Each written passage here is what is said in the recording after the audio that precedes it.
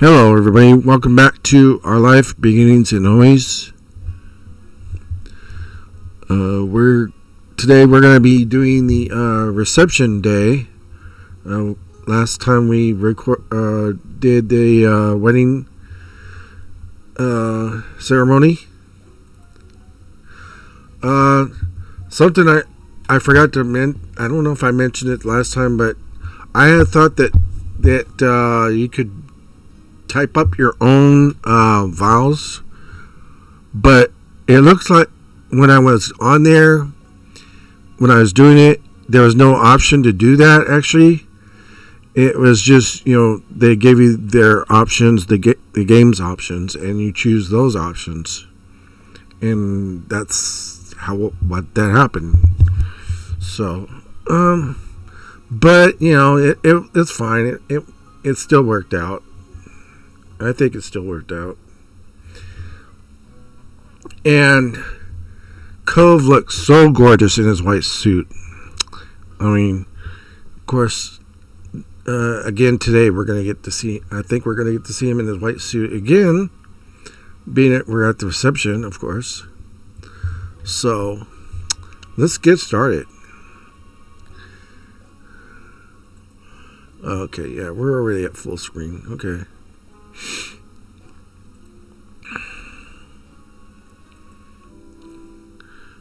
Here we are. Yeah, here he is, still in his white suit, looking gorgeous. Who would not fall in love with a guy like this? I mean, I think everybody would want anybody in their right mind would want somebody like this in their life. He's a sweet guy. He's a very sweet guy. And he's gorgeous. So, I'm going to pull out my keyboard here and get started.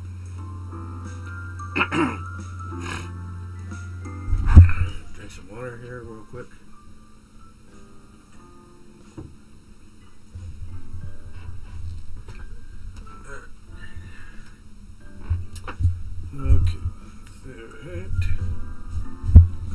Okay, we're ready. You and Cove took a turn down the main path. There, your friends and family were potentially waiting for this moment. The room filled with familiar cheers, whistles, and applause at your arrival. As the noise lessened, you began to hear various calls of congrats and welcome backs.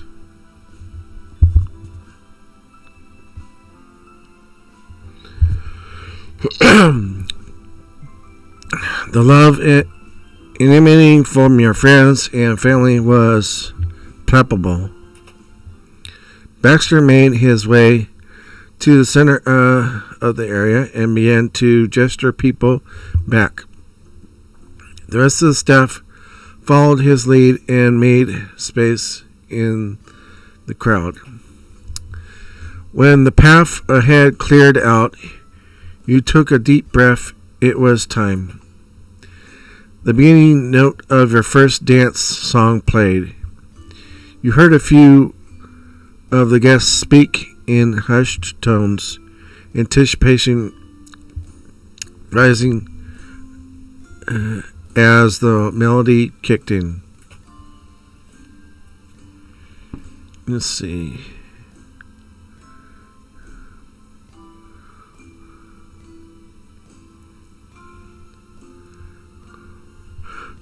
Slow paced? Maybe, yeah. It was slow paced. Cove met your eyes as ready as he could be, and you took his hands. You heard the high-pitched whine of a microphone and saw Baxter smiling. And now the couple will have their first dance. You eagerly led Cove to the dance floor, mood still sky high. Cove did his best to remember the motions that were meant to go with the rhythm of the track. His long, deliberate steps were very careful not to land anywhere near your toes.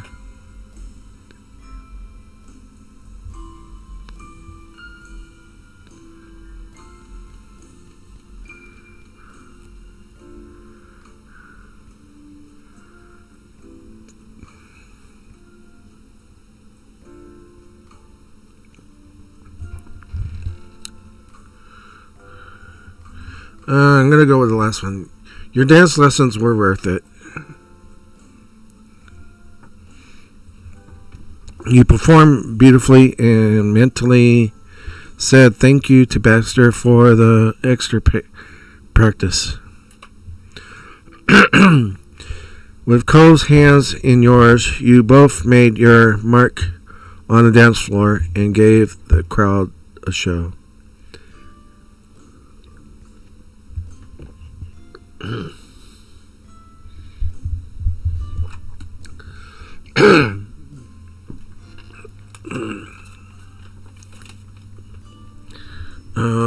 Then it skipped, yeah. No, I did read that part already. Okay. The two of you gallivanted across the floor, hearts pounding and expressions bright. Eventually, Cove was able to get in the flow. His body relaxed, and you could see the confidence slowly ease into him. Softly, he took a moment to speak to you. This is the... Okay. Oops. Didn't... There we go. This is the first moment of to ourselves since even before the wedding.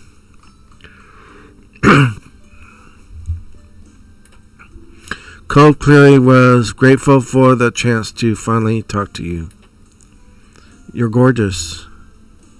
So are you. You're very gorgeous.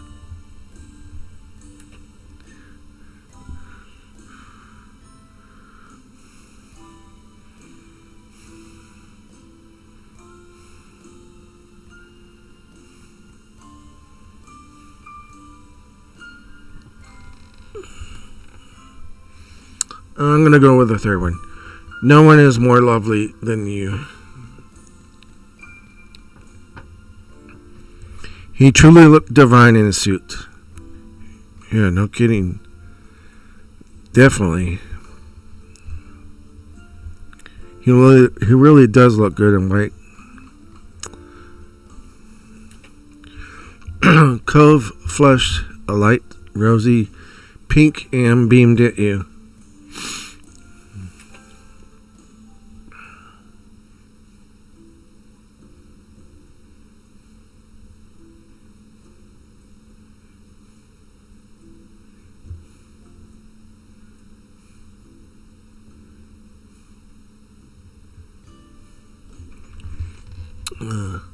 I think this makes me think of the night of the summer soiree. Cove let out a stuttering laugh. His face went through a roller coaster of emotions before settling on amused.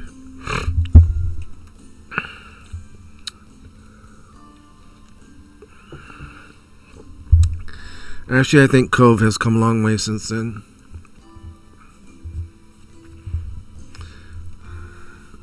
If you guys remember when they did the soiree here at the country club,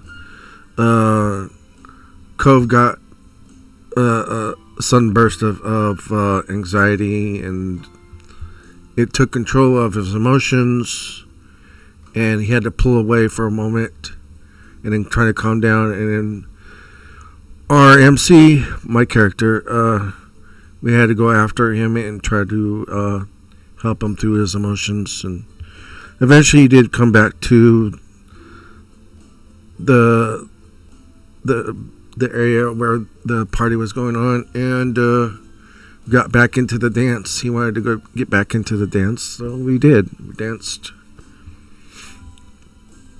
So, but anyway, yeah, he's come a long way since then.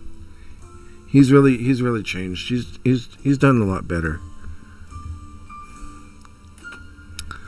I hope that I'm at least a better dancer now that I was then. But me too. Honestly, I was thinking about that too. Oh, Cove, you're so much better now than you were back then. You've really grown. You've become the man that you are now. Just saying. Remember exactly how it felt dancing with your years ago. I had a lot of hopes then. I think we were both 13 at that time. That was like in step 2, I believe. Yeah.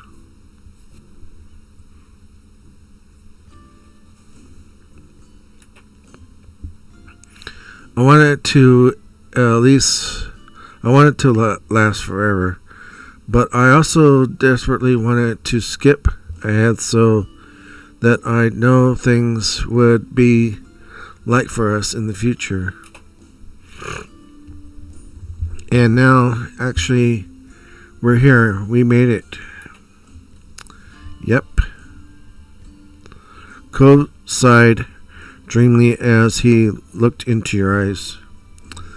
I think the sad part of this moment is going to be that, this is pretty much going to be the end, coming to the end of our storyline with Cove. And then, of course, we're going to have to wait for the DLC for either Baxter or Derek, which is going to probably, who knows, take how long to get there. But, yeah, it'll be great to be able to do that when it does come out. Either one of those DLCs.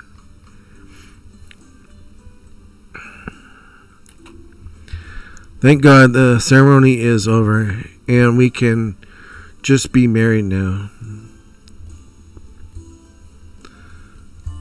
Yeah, I know the moment was kind of emotional and maybe you were not. I could see that you were really. I could see he was really nervous, but that's to be expected with him. He does tend to have his nerves tend to get to him, but he got through it. He did well. He did good. Not that the wedding is bad. I know, Cove. You don't have to explain it. You look pretty shocked right there. Such a sweet face, too. He winced as soon as he realized how his words sounded. He shook his head.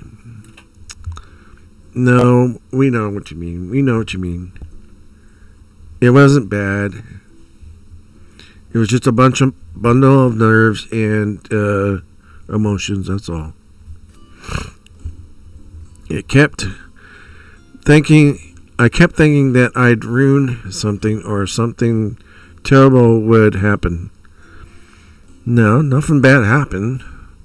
We got through it. At this point, a truck full of apples could come through and destroy dinner and I wouldn't care. No, I don't think that's going to come here. I don't think that's going to happen here. No, I don't think anything is going to ruin this moment. Let's see, what am I going to pick here?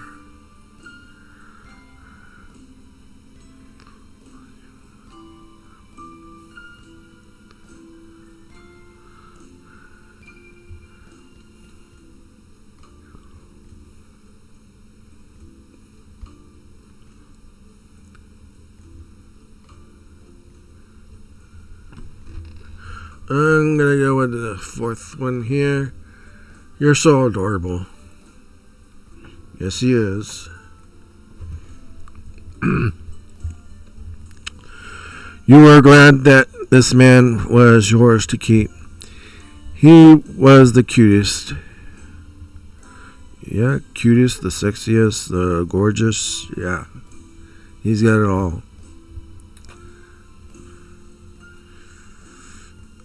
Then the music reached a bridge of the song with complex choreography. Is that how you spell choreography? I don't know. Both of you had to focus more on the dance.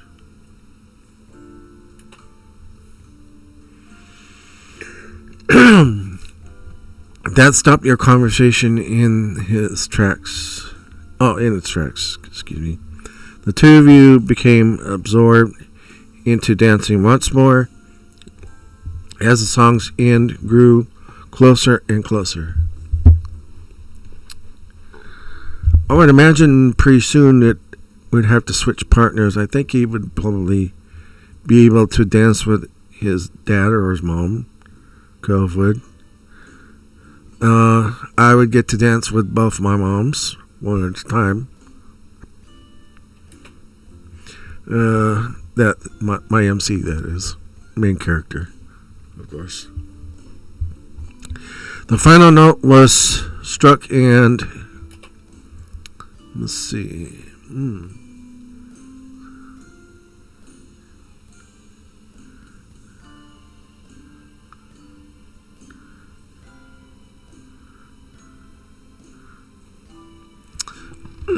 I think I'm going to go with the third one.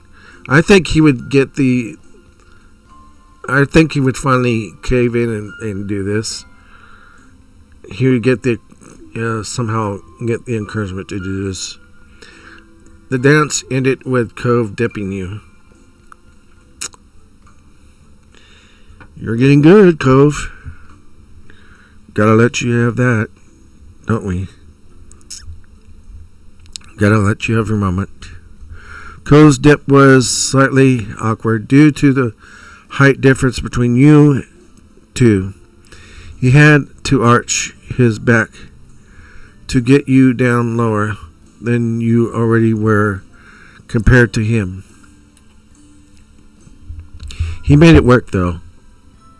Good for you, Cove. Good for you.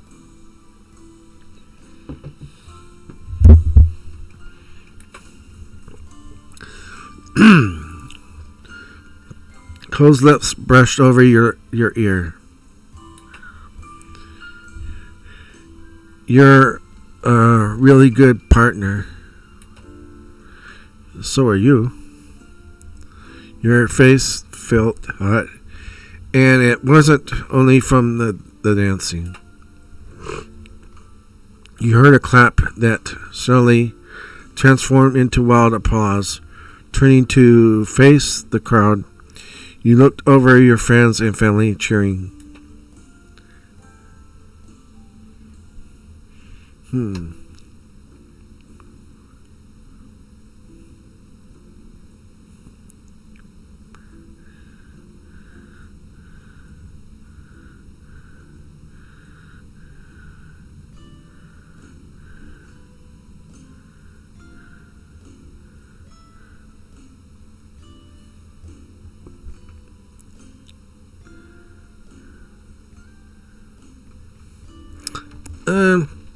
You bowed. You kept your shoulders back and formally bowed to your audience. The clapping got louder. Tilting your head back to your husband, you caught his proud smile. Cove continued to watch you rather than switching his attention to the guests. He twisted his wedding band bashfully around his finger. With the first dance done, you both left the open floor to join the others and properly greet your seated guests. Cove offered you his arm to take once more.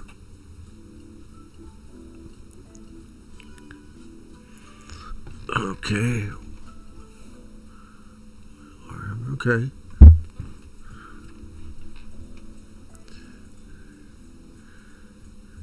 You took hold of his arm. You wrapped your arm around his, feeling as snugly together as matching pieces of a puzzle. It was a hold that could not easily be broken. Physically and legally linked to the other, you and Cove went forward as one. After only a few strides, you arrived at the nearest table in the arrangement. It had close family all the way around, including your mom and Ma. The two had scooted their chairs closer and were eagerly whispering to one another, trading words of excitement back and forth.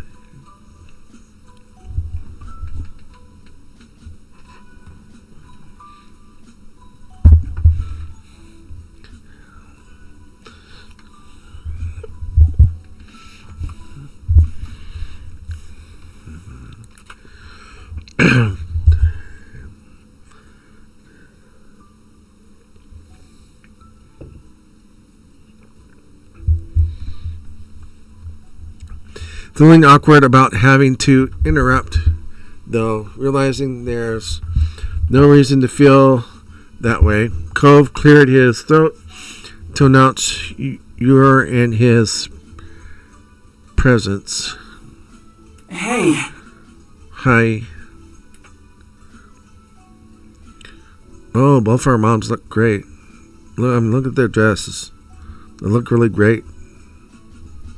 Love the color, too. Especially since purple is one of my favorite colors. Snapping out of their private fervor,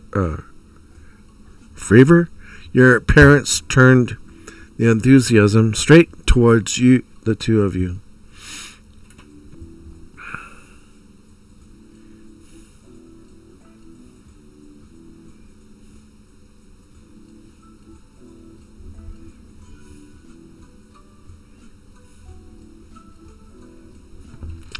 I'm going to go with the third one.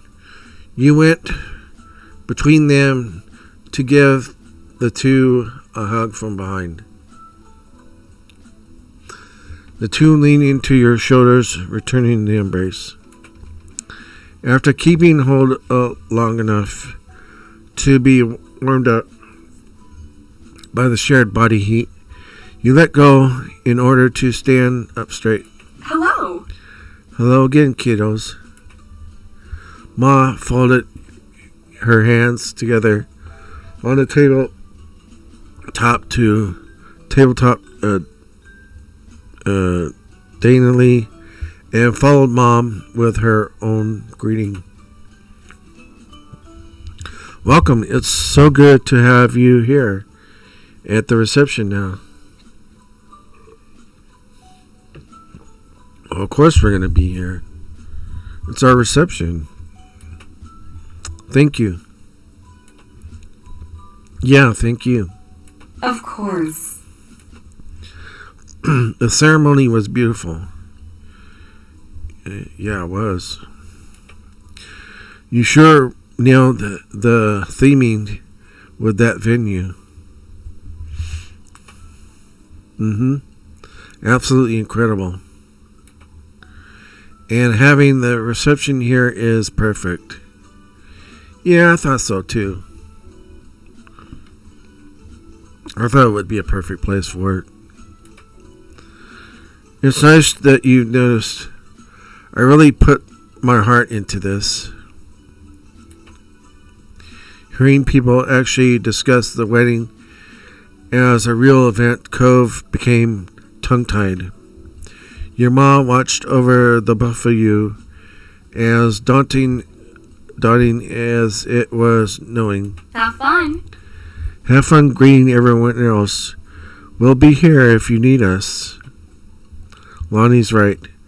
We can entertain ourselves while you're busy with your big day.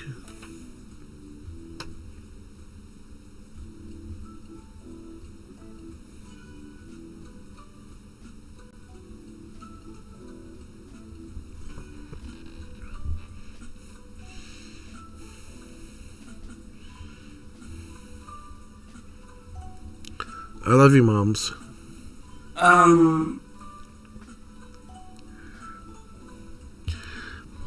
Thanks again, moms? Yes, you can call them moms. They're your, mother-in-laws. I'm sure they would enjoy hearing it. Might give them some kind of, make them feel good. Mom's fingers squeezed together even more tightly, a visual representation of restraint. She was exerting not to cheer inappropriately loudly. Look at the one on the right, our mom, whichever one we call her. She looks kind of shocked, like, huh? She's like, huh? No, don't worry. You knew he's gonna have to come down to this sooner or later. After all, you're in-laws now, so I mean, even though he's kind of part of our family before, being that he was always around us, but he's even more so now because we're married.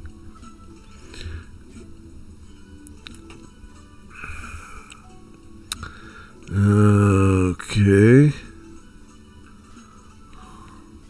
While Ma attempted not to speak, Cove, after his tepid attempt to use the new title, Mom had no qualms saying something embarrassing. Wahoo! We got an upgrade. It's about time. Oh, okay. So now she's accepting of it, or both of them. One of them, or both of them actually. I'm not sure which one we call Mom or which one is Ma. I'm not sure. It's so confusing. Right? I mean, it's great that we have two moms. It brings out that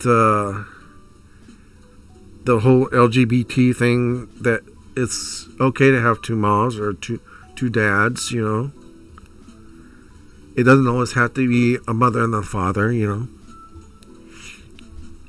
a straight couple. You know. So I think this is the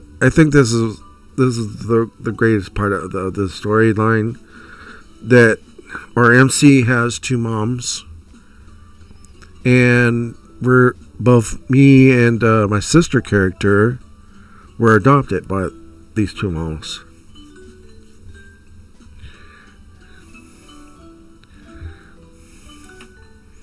Pam. Okay, so the one with her mouth slightly open, that's Ma. I think I'm getting it now. The one on the left is Ma. We call her Ma. So the one on the right would be Mom. Yeah, we're getting it now. Yeah, we're getting it. I'm gonna grab some water real quick.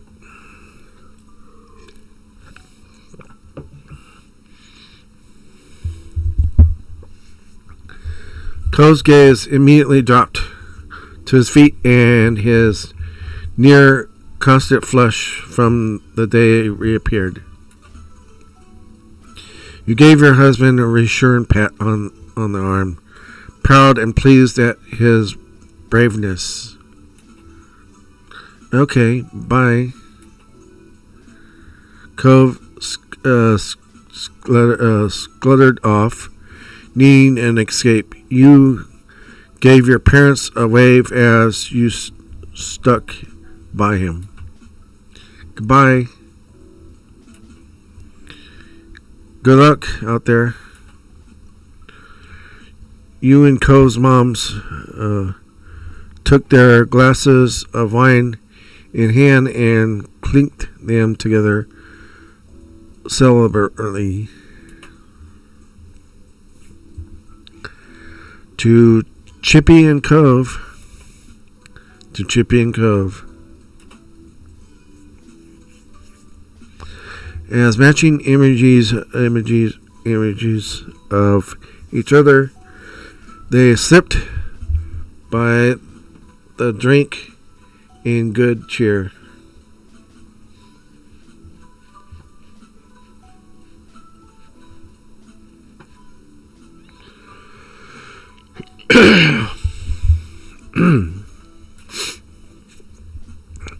Located at the same table were Cove's parents. They were taking it easy until Cliff noticed you and Cove had eyes on him. Here's our father-in-law. He looks good too. He looks really good.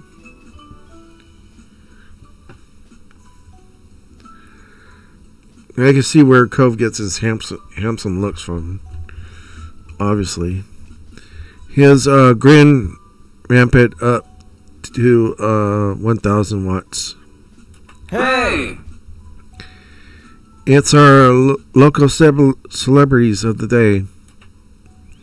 Cliff folded his arms, self-satisfied. The wedding's all been going to plan, I'm pretty sure. But I'll keep a watch still, and if there's anything else I can do, just give me a shout. Okay, Cliff. I think we're calling him either Cliff. Yeah, I think we're calling him Cliff now, or Dad. Maybe we can switch to calling him Dad. I don't know.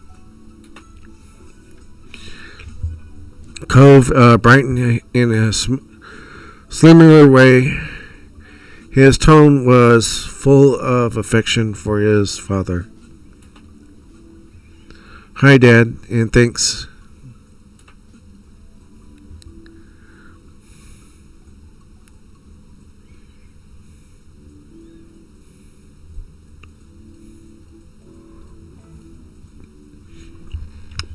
We're going to give him a hug. He's our father-in-law now. And we've given him a hug before.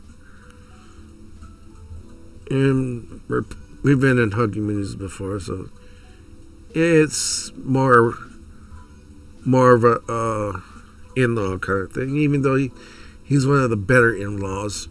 I mean, you hear so many bad stories about in-laws. They're bad, but I'm sure there's some good ones out there too. This is just one of those. You walked around the table to give him a hug.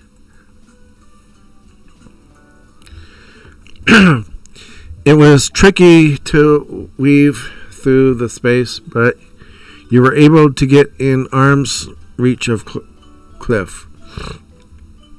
He opened up his arms wide for you and then squeezed you back. Soon you had to get out from behind chairs and other guests, so you let Cliff go and nudged your way over to Cove again. Cliff began to chuckle immediately as his eyebrows lifted higher on his head. Chippy, I was there in the hotel early with Cove today, and it was an event. You should have seen how excited my boy was when you rang. He's always excited when he hears from us. He has that good clinginess. I mean, he likes being around us. And there's just that love thing there, between him and my character, of course. Trying to make up for you not being there in person, he put on a full imitation of the scene. Cliff tugged at his cheeks and raised the pitch of his voice. Oh my God, Chippy is calling.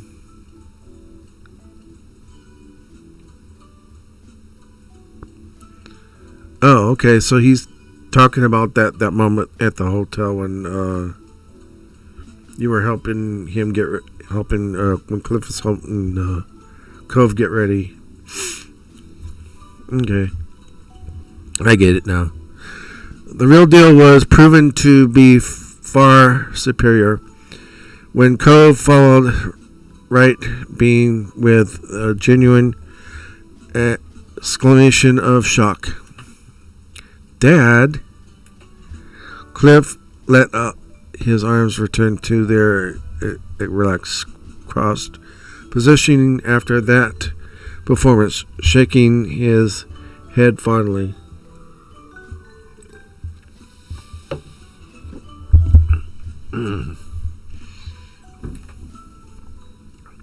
The two of you met when you were 8, and Cove still gets like that from the phone call.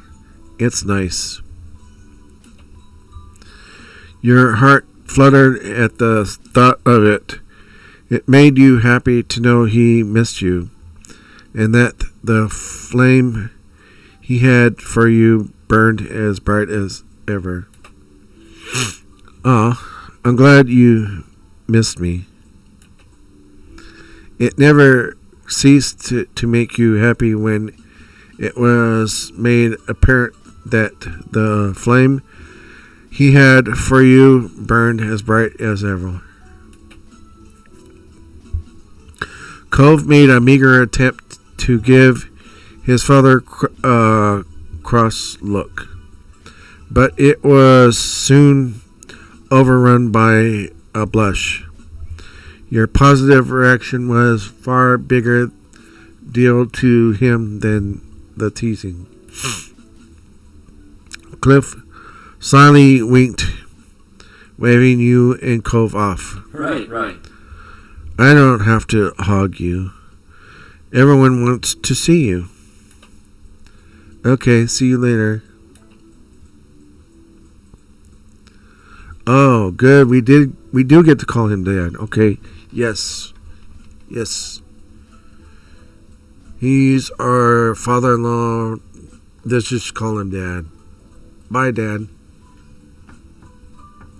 Oh, no, he's got a shocked look on his face. He's shocked that we're saying that. Okay. Don't be too shocked. You're going to have to get used to it. Trust me, you're going to have to get used to it.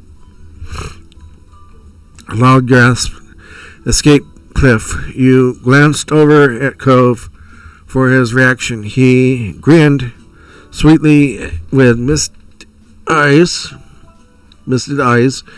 agreeing wholeheartedly with your statement.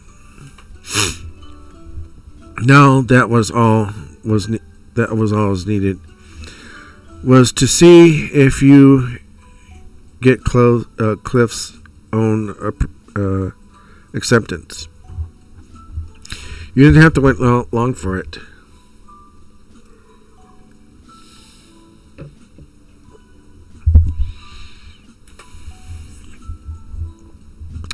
Overwhelmed with the emotion, his voice squeaked at first, but he barely noticed. He was beaming with joy.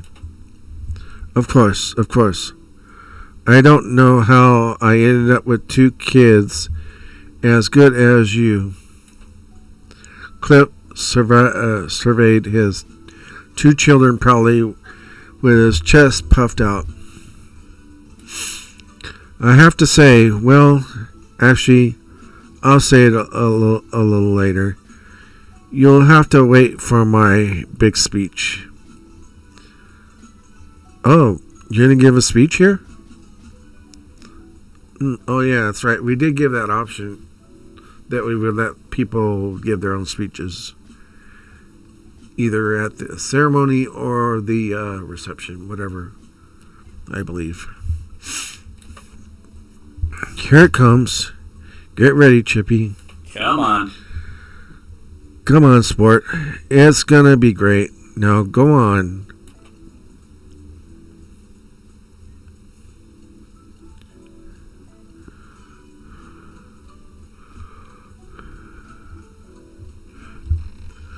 I'm just gonna go ahead and say this again.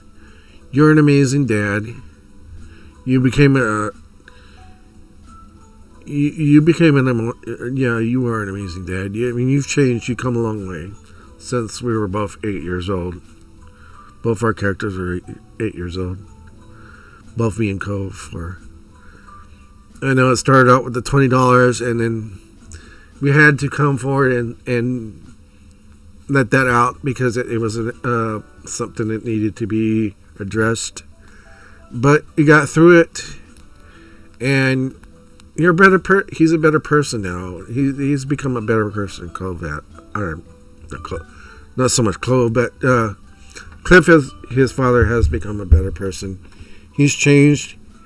He's not out to do things behind our back and try to make us happy in a wrong way. He's not doing that anymore. So yeah, you're an amazing dad. You're amazing yourself. Aw, thanks, Cliff.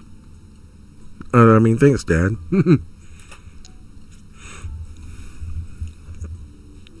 Then finally you rounded the table's edge and reached the side where Kara sat.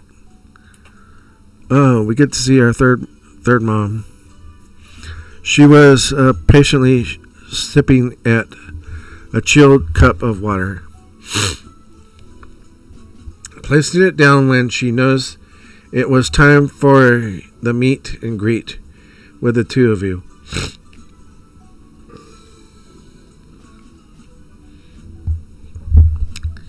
Is there going to be a point in this moment that we get to dance with our parents? I don't know. I thought that would have came already, but maybe it's in a later part in there. We'll see. Hey. Hey, Mom. Hello, babies. Yeah, that's what she says. She looks great, too, with her purple dress.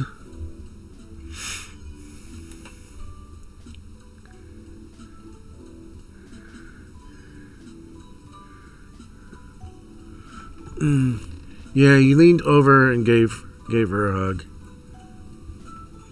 She's our mother-in-law, and before we even came to this moment, we were already calling her our Mom 3. So basically, she has become part of the family, our family. We became a part of hers too. It took some stretching, but you were able to gain enough access to Kara's space in order to give her a solid hug. She put her arms around your shoulders gladly. You shared that affectionate touch with a moment and then shifted yourself back up. Thanks for coming. It's really nice to see you. It's fantastic to be here. This has been wonderful. Also, that was a marvelous dance. Such an incredible way to make an entrance. Cove kicked the tip of his shiny shoes at nothing in particular, and his shoulders shifted from side to side. Shyly, Cove was forever incapable of seeming like a full-grown man in front of his mom.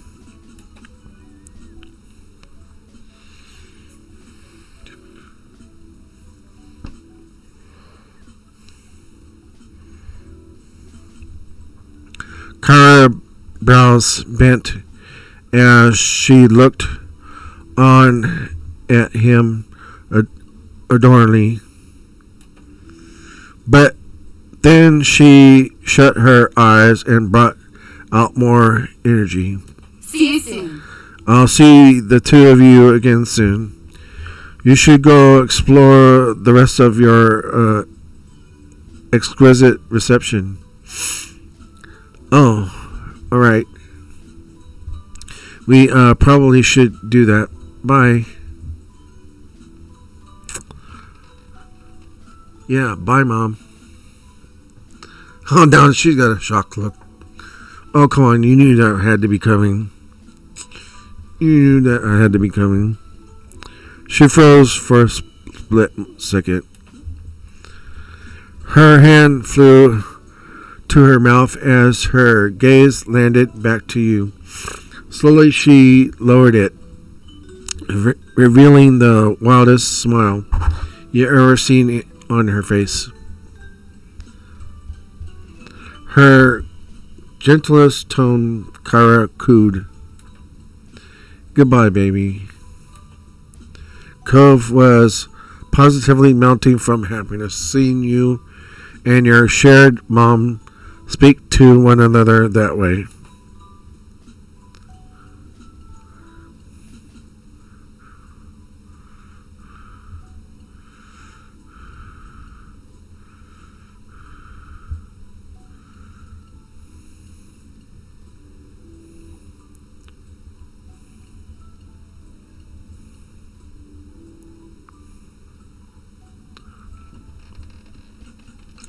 I'm just going to go with the first one. I love you. Perfect. Because I love you. Then you had to continue on to the next table. In the seating arrangement, there were still guests waiting to see the both of you.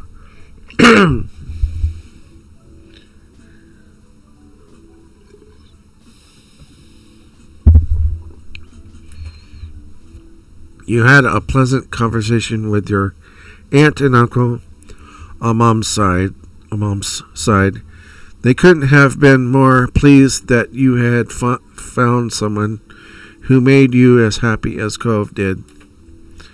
Right by was their daughter, your cousin, as well as your older sister.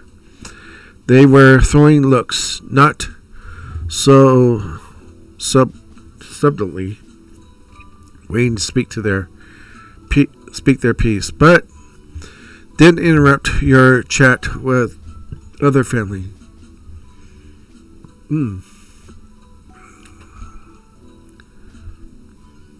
Oh, they got their purple dresses on too. Yeah, they both look good. But when it was officially their turn, the ladies placed down their glasses of juice and put on matching curved smiles. Cove shifted on his feet embarrassedly. They didn't even need to say anything.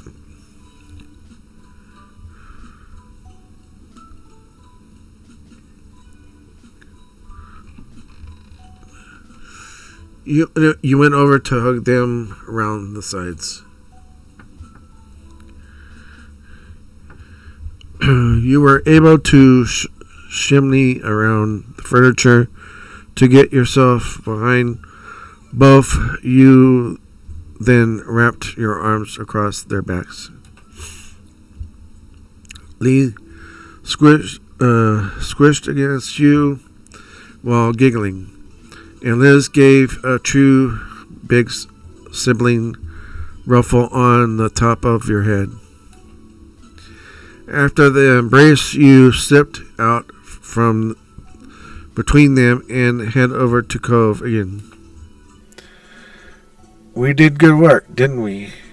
It's nice to be able to relax after all the preparations. Totally. Everything went incredibly. You're both beautiful, and it was just touching and amazing and perfect. Cove laughed eerily. Lee's energy levels were as high as ever. Hello to you too.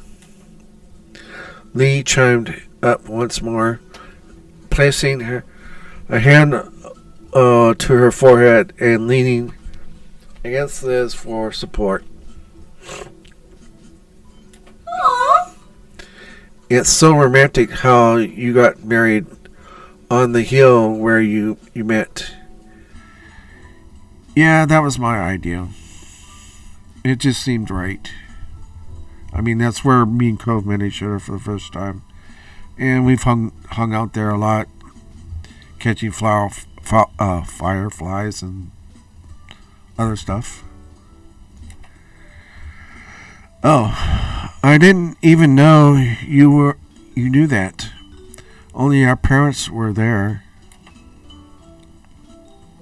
It's pretty common Prince family lore. I also know that's where you met, and so did half of the rest of the crowd. Cove tilted his head bashfully, realizing it was probably a little dumb not realize that other people had found out about that.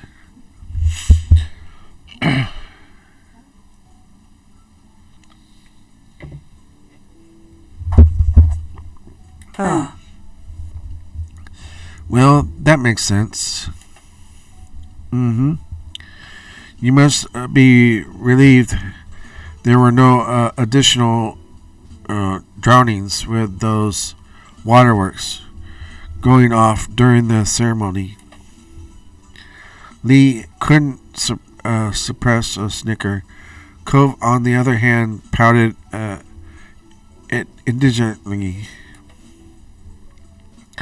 To be serious for a moment, you sensitive souls did very well with those vows. Oh, thanks for all that and everything. It was nice to see you. Aww. Oh, you're welcome. You're welcome. Yes, you are welcome. And thanks for coming to see us on your wedding tour. Bye.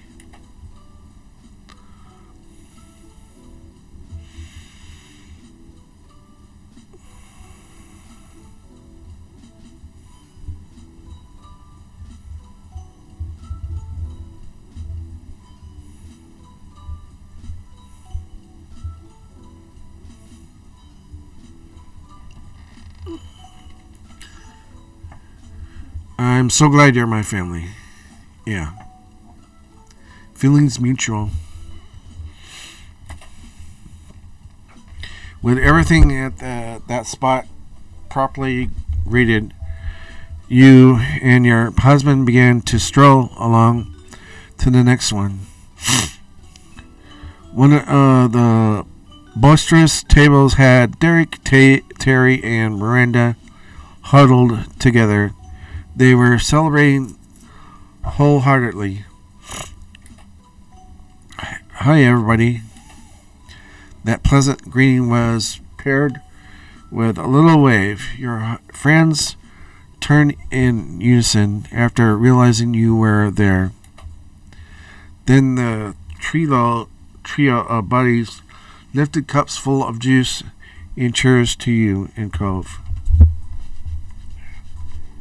Arm itches.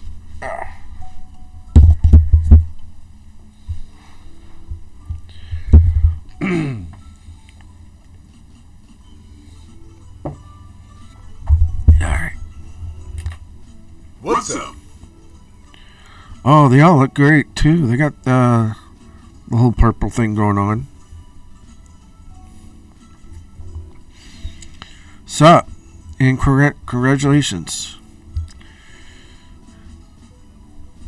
Thanks, Derek. You really look handsome in your suit too. Thanks. Hi, thank you for letting us come. Of course, you guys had to come. I mean, you're pretty much like family, but friends, actually. Close friends. So you had to come. Hey, congrats, you too.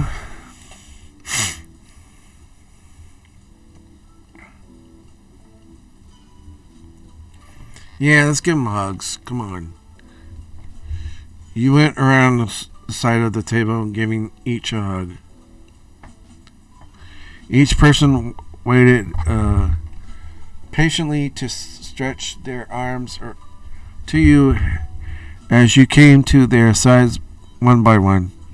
You received your 3 warm hugs and then returned to Cove's side.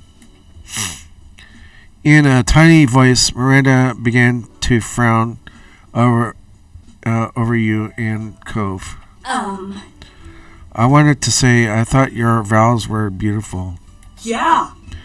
Yeah, I was so emotional. Still not as much as those 2, though. It touched and the whole crowd, I'm sure. I've got to say, what a nice event this is. It's so high class. Cove shyly basked in affection of his closest friends, soaking it up like a delicate sapling in the sunshine. Thanks, and thanks for coming. Come on. Come on, dude. I wouldn't have missed it. We had to be. Cove and Chippy are having their wedding. It's monumentous. We're really enjoying the reception. Don't worry about us. If you have to go do important groom stuff, I appreciate that. It's weird to say, but we do have important groom stuff to do today. We're greeting all the guests right now. Oh, huh. Well, we'll see you later, though. Bye. Okay, bye. Congratulations again. I hope we'll always be friends. Of course. We always will be friends. See you later. Safe travels. Enjoy yourselves.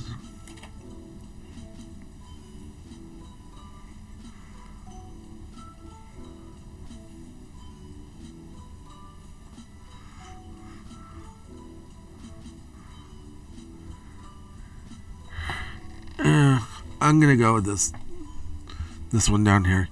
You better invite me and Cove to your wedding if you ever have any. You teased. Miranda and Derek awed as Terry whipped a dramatic imaginary tear from his eyes. Thanks, Chippy.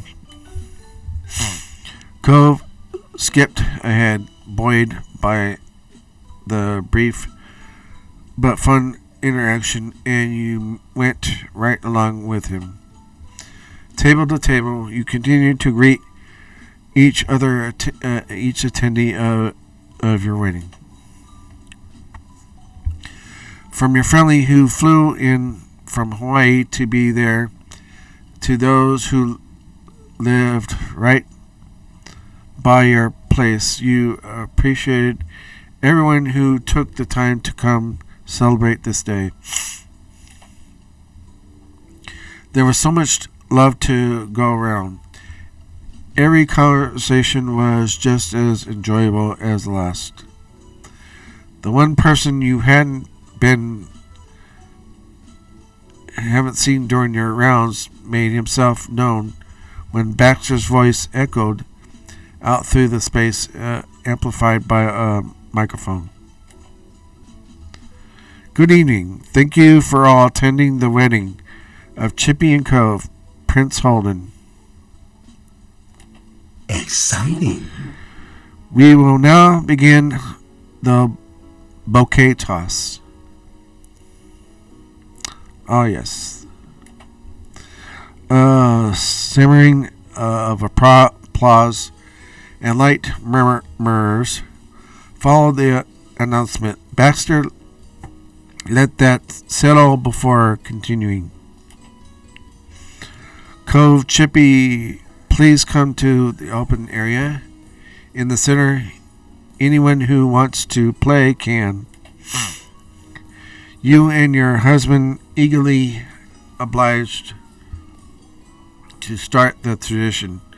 Going over to the stand alone on the cleared floor, but it wasn't for long.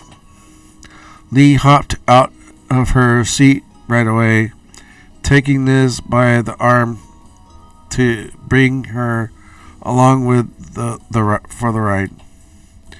Your sister wasn't as impossibly excited as your cousin, but she was intrigued. Miranda rose to her feet as well, her boyfriend bumping her up to win the whole walkover. She struggled bashfully to wave at Terry while waiting in the forming crowd. Grab some water.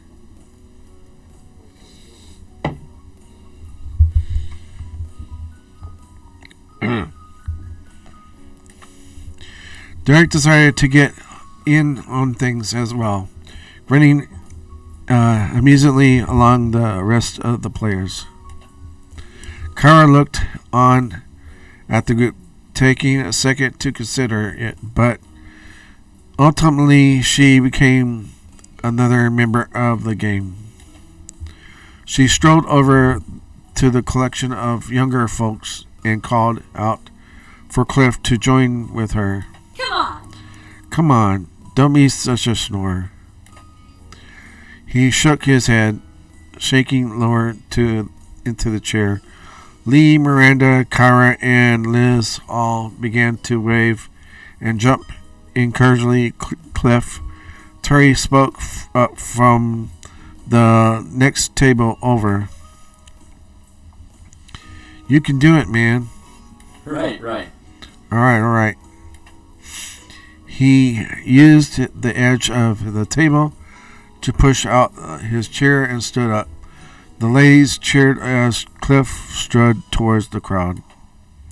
Your moms giggled, leaned closer together, and whispered amongst the one another.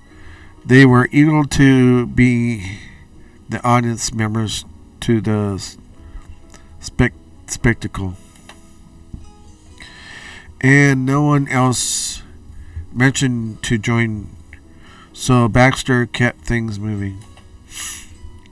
Thank you for grouping up in such a timely manner.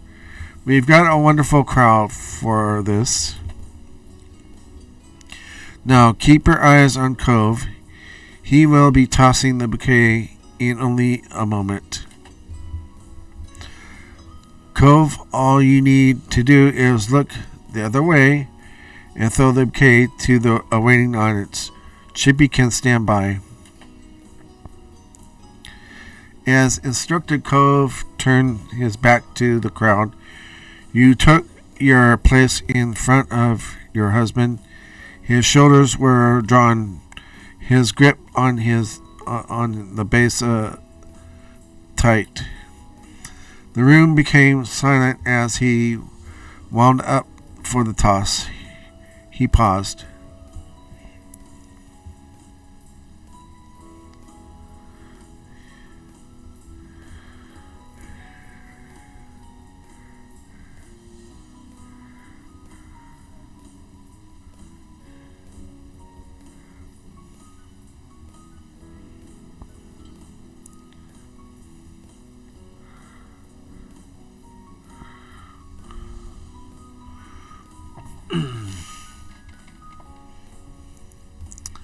Let's see.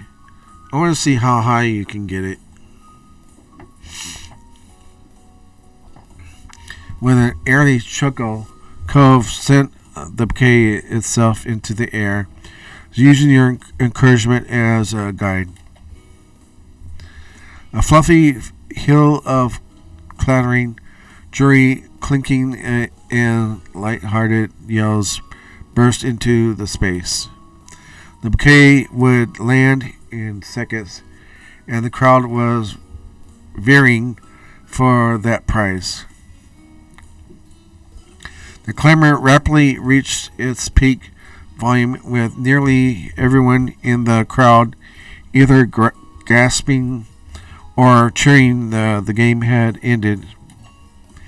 You took one step to the side and leaned over to try and get a glimpse past Cove's large frame. You wanted to know what the results were.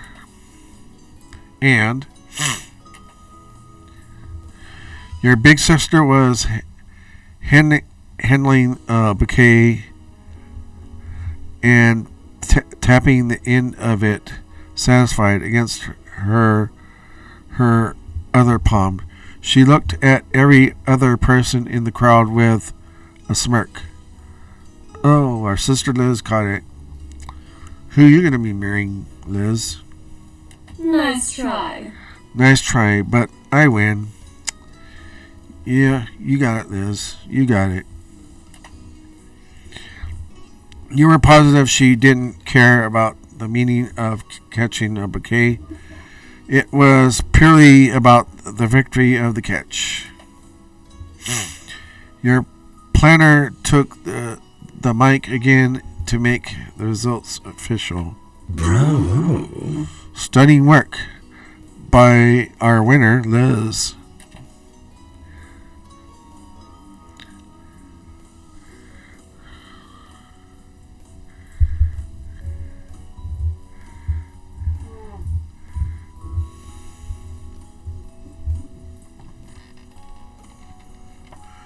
Congratulations on your future wedding. There was laughter all around. Your guests were good sports. As ever, Baxter was able to manage the flow of the day on your behalf.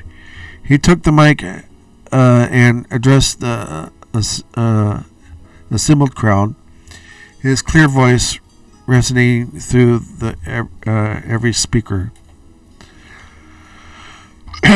Please, could everyone return to the seating area for our next event?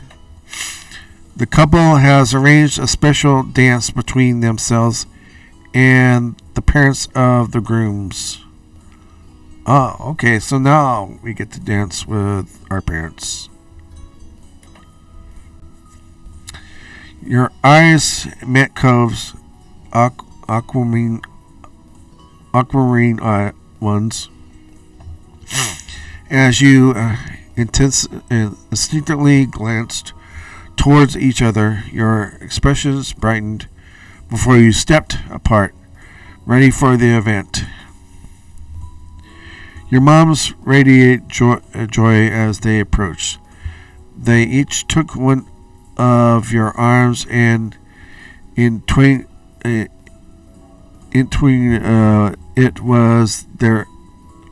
was with their own. The three of you made your way over to the open spot in the dance space. At the front of the reception area. Close up like this, what you could see not only the pride evident in their faces, but the telltale shine of teary eyes. As the music began, Mom broke away to allow you and Ma to dance.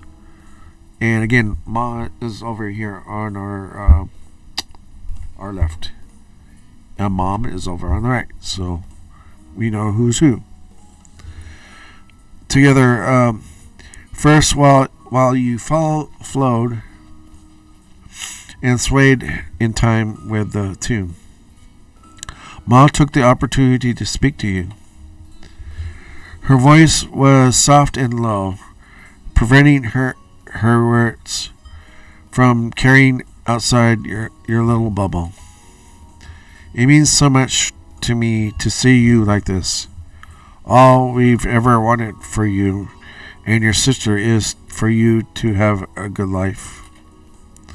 I hope you'll always be as happy as you've been today.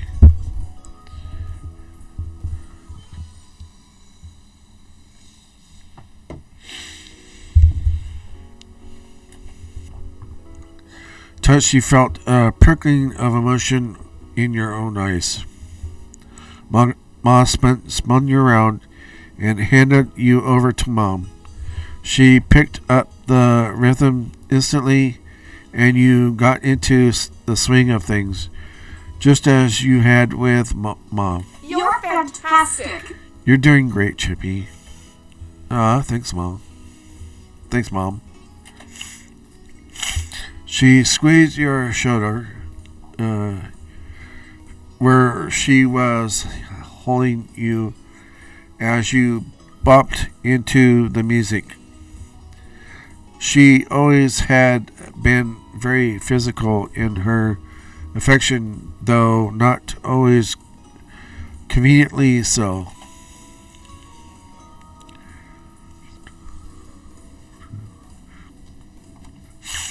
You were somewhat relieved that she'd not chosen to pinch your nose in front of people on your wedding day. She gripped your shoulder again. You really are. You smiled back at her, lost for words. You loved both your moms so fiercely. You were overwhelmingly grateful that they could be here with you for this day. During a turn in your dance, you caught sight of Cove happily twirling around with his own parents, hand in hand, on the other side of the floor. Even glanced from the distance, you could make out the huge smiles on Cliff and Kara's faces. It made you giggle as you drew back towards your moms. Mom made to break away and let Ma have a turn dancing with you, but Ma snatched her hand and yours and drew you into a dance together as a group. Laughing even stronger, you danced with both of them until Ma released Mom's hand. You let Mom go with a wave and danced with Ma one-on-one. Before long, you'd swiped back to dancing with Mom. You took turns dancing with them both individually as well as dancing as a group, changing it up often so that so no one was left out of the cold for long. But eventually the song came to an end, bringing your dance to a close. Your mom's enveloped you in a hug, surrounding you from the front and back. Wonderful. That was such a lovely time. You really know how to put on a party. You shifted so that you could put an arm around both of them at once and pulled them in tight. Thanks. Cove and his parents rejoined you, their spirits as high as your little groups. You're good. That was wonderful. Bravo. Baxter's voice rung out through the speakers once more. We are now opening up the dance floor. You are all warmly invited to come up and join the family for dancing. With that announcement, the love songs got turned up intensely, enticing people to come forward and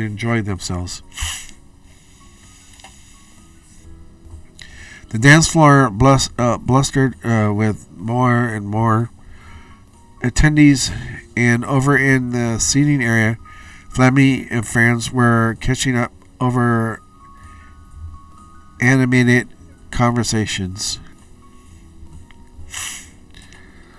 Satisfied that people were having a good time, you decided to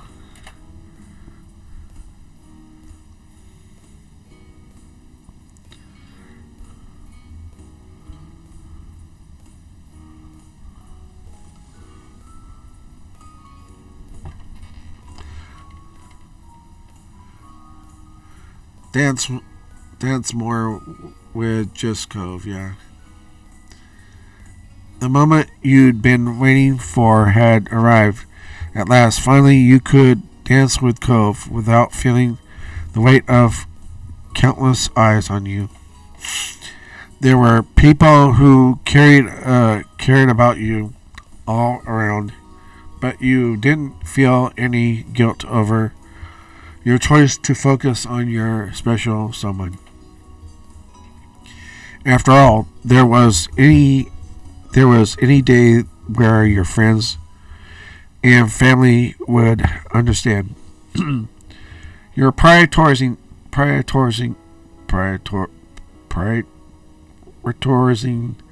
time with him over them. It would be your wedding.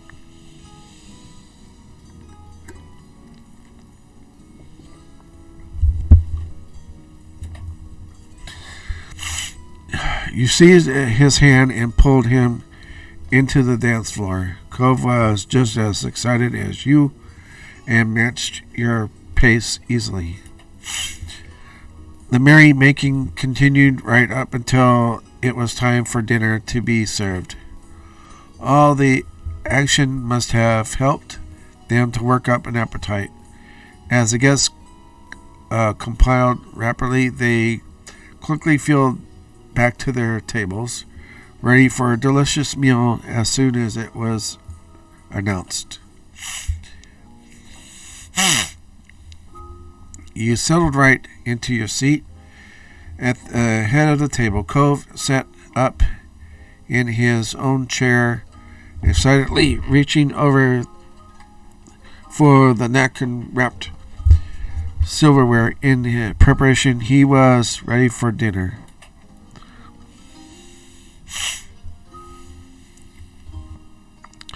A waitress, clad in black from top to bottom, came to stand across from you.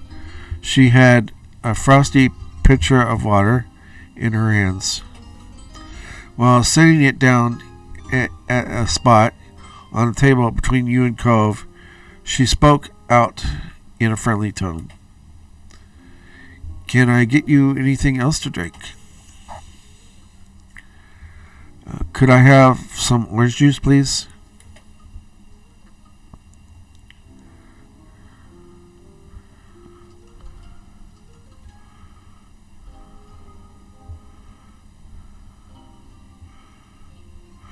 I'm not really much of a wine drinker.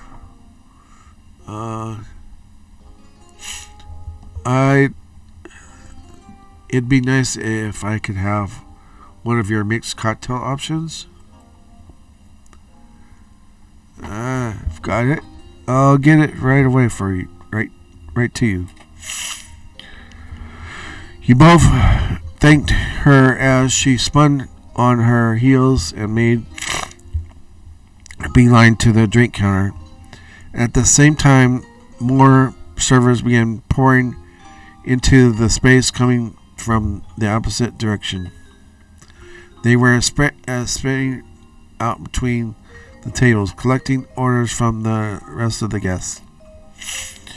One of the darkly dressed figures stood out from the rest of you with perfect pose and not a hair out of place. Baxter stood on the sidelines to supervise the process. He was well into his work. Servers enabled the flow between the tables as drinks were provided to each individual who requested one. That wasn't where it stopped. Salads were then carted out before the main course.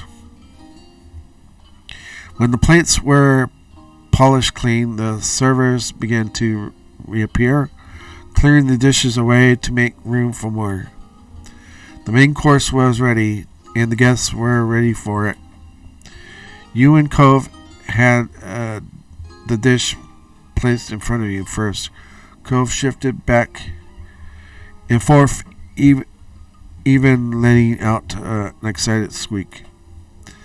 When the rest of the plates were brought out, you could pick out pleased murmurs about the amazing smell and generous portion size. You even heard mention of swirls on the dishes by some discerning guests. Every few words were spoken as the dinner truly began. Everyone became fully immersed in their food. It was quite the hit. Guests were given time to enjoy their meals while they were fresh before the reception. Events continued as you had planned. Baxter strolled up to the side counters set on the opposite end of the head of the table. You had a perfect view of it. Casually, he took up the microphone that he had used throughout the rest of the event to make another announcement. Good evening from the staff and I'd like to thank you all for being such lovely guests to serve. We hope you've enjoyed your dinner. Now, Chippy and Cove, Prince Holland, have arranged for a few speakers to come up and give their congratulations in order to mark this event's special occasion. Please pause your conversations and give them your attention at this time.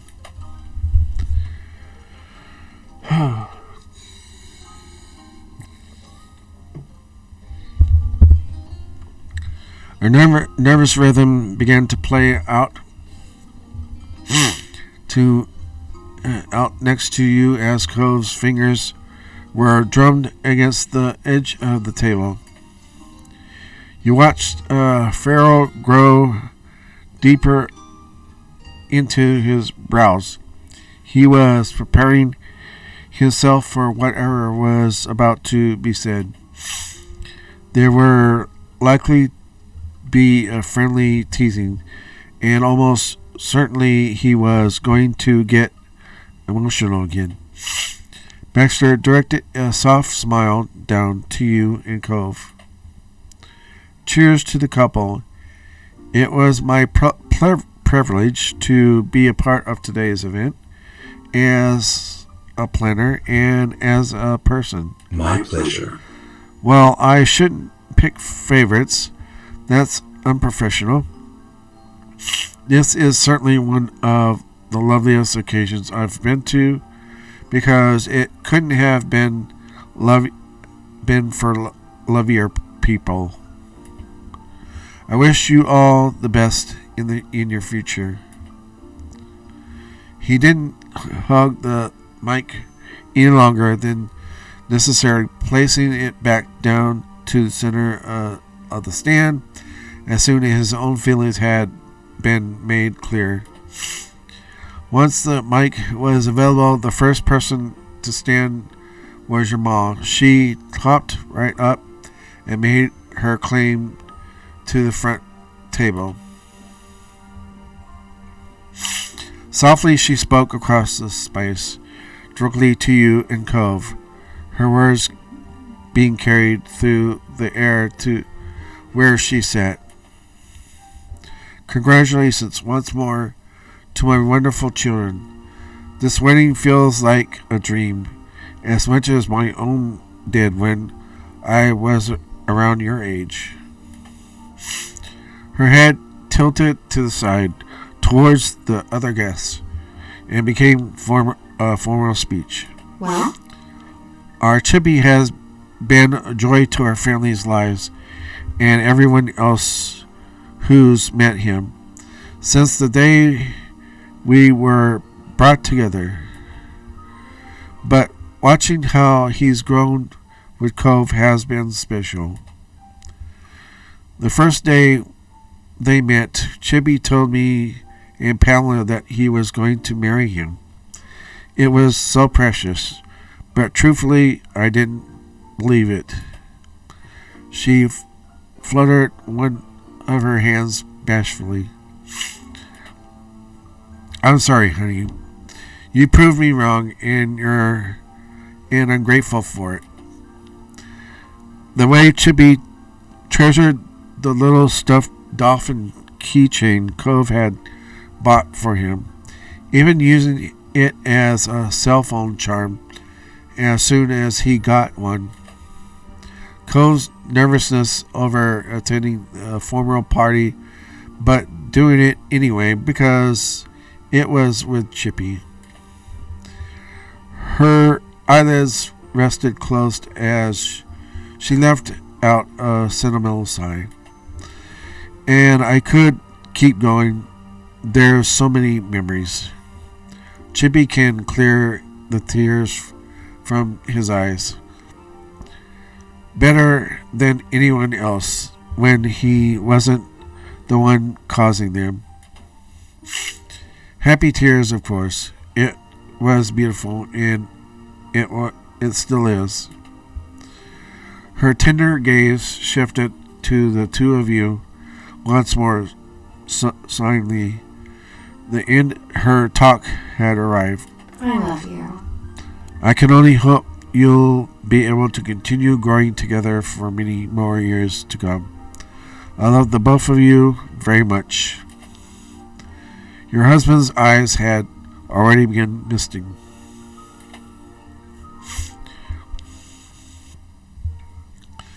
After knowing her for all this time, Cove developed a deep affection for Ma.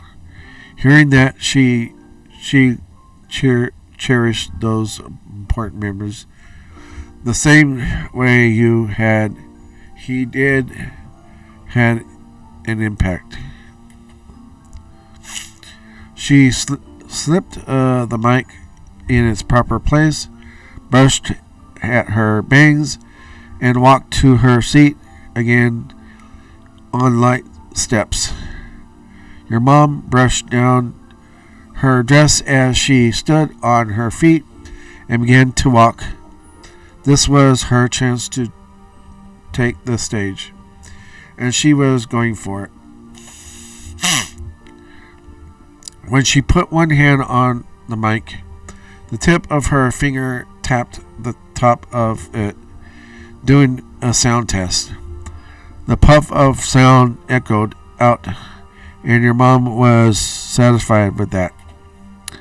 She lifted her head high, facing the crowd and smiling merrily. Thank you. Thanks for everyone for coming today, and for all the gifts you brought. I don't know how we're going to pack all that up and to get to their place, but we'll make it work. Where there's a will, there's a way. She had to lower the mic a bit, already snickering under her breath. Well, Chippy, Cove, our families went through a ride with you two being brought together. Talk about a force of nature. You were attached to the hip as soon as you met, and have been ever since. And I almost had a heart attack when we all took that RV out and Cove banged his head on the scene after sneaking in the loft with Chippy. Grinning ear to ear, lost in those old memories, she shook her head.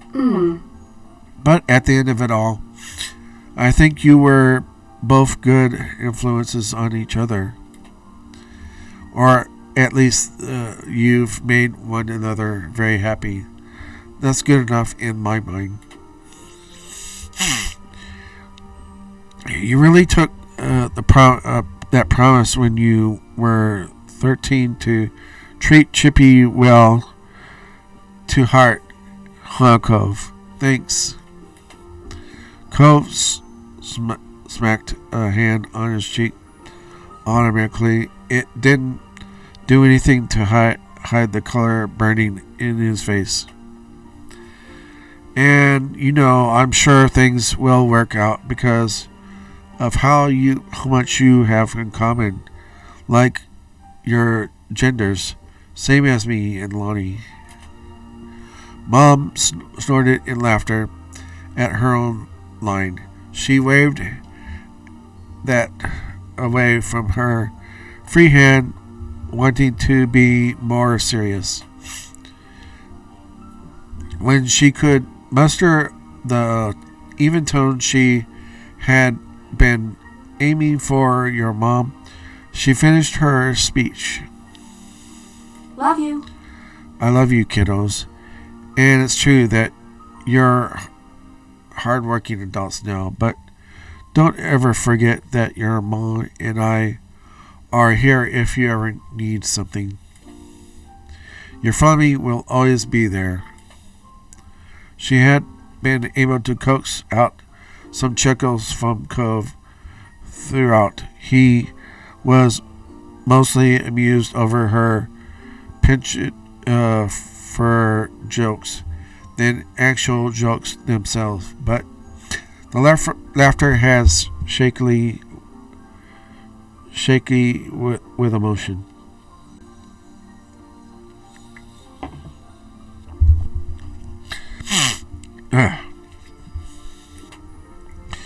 He really had come to love your mom. With quite a pleased grin, Mom left the mic behind and returned to her spot right by her wife. Smooth silk, Liz rose from her seat and glided across the floor to the speaker stand. But Liz took her time before saying anything. Evening out her bangs, cleared her throat, finding the angle of the mic when she did take hold of it. She didn't have a care in the world. That couldn't be said for everyone. Cove tensed in appreciation of whatever she was going to say. He had to know what she was planning. Luckily for him, she did eventually begin her speech, and in his suspense. As I'm sure many of you know, I'm Chippy's older sister, so one of the very few people who have been around him for longer than his husband. She was smirking already 2 sentences in. We're pretty close. We're pretty close. Is the thing. She flickered the hand without the mic into the non-commercial half shrug. Committal half shrug? Something like that. But honestly, Chippy, if I realized you'd be marrying that new kid back when I was 10, I might have had to disown you. Good job, Ma, not spilling the beans on Chippy's little plan to the rest of us until now. A scrawny, grumpy boy who didn't even know how to play pretend right. Certainly not even if I did joke about it happening. Hey. Cove gasped indignantly, then she would say such things. But things being said continued to on regardless of his objection, I mean. And yet, here we are at your wedding, to that very crybaby. Unreal. Unbelievable. Exasperated at Liz's angle for her congratulations speech, Cove sluck lower to his seat, took his drink in both hands and sipped at the juice like a furious elementary school kid. Her head slowly shook, the ends of eyebrows bent, and a less croaked smile came to her face. The tone wasn't silly anymore. But with all that out of the way, what I can actually want to say now is, you made the right choice. He's the one for you. Day after day, week after week, year after year, Cove was there, even more than I was. A lot of the time. Don't get your hopes about this meeting. I'm done teasing you about it. But for today, I want to thank you, Cove. Those big watery eyes of yours have never lost sight of Chippy since he caught them. Thank you. It brings peace to my heart to know that there's another person out there who cares for him as deeply as he deserves to be.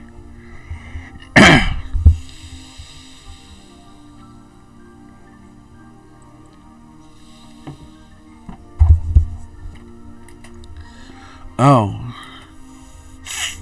He didn't have another comment then. Liz grinned widen as she knew exactly the reactions she'd been getting. Congratulations to my good old baby brother and his special boy. Love you. With that, she tilted the mic towards the two of you as she was toasting a glass. At the last moment, Liz had made Cove smile. His white eyes were as damp as she had described. Liz daintily left the microphone where it belonged and returned her chair fully satisfied. There was a clattering of silverware and dishes as Lee sprung up from her table. She skipped away, not paying any mind to that. She was too impatient for the chance to talk.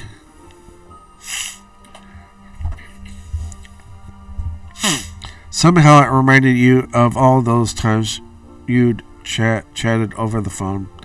The fun and excitement of sharing what was going, even when you weren't right next to each other.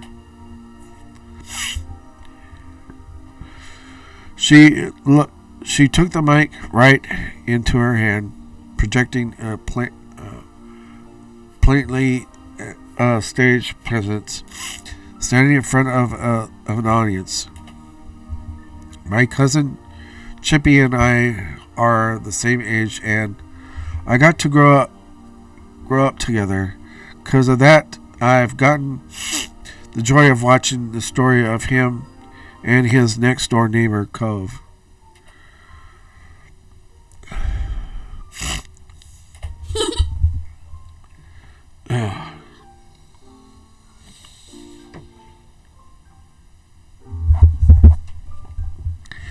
They were totally just friends first of all, and then when the romance finally happened, I was invested in the twist and turns of the table.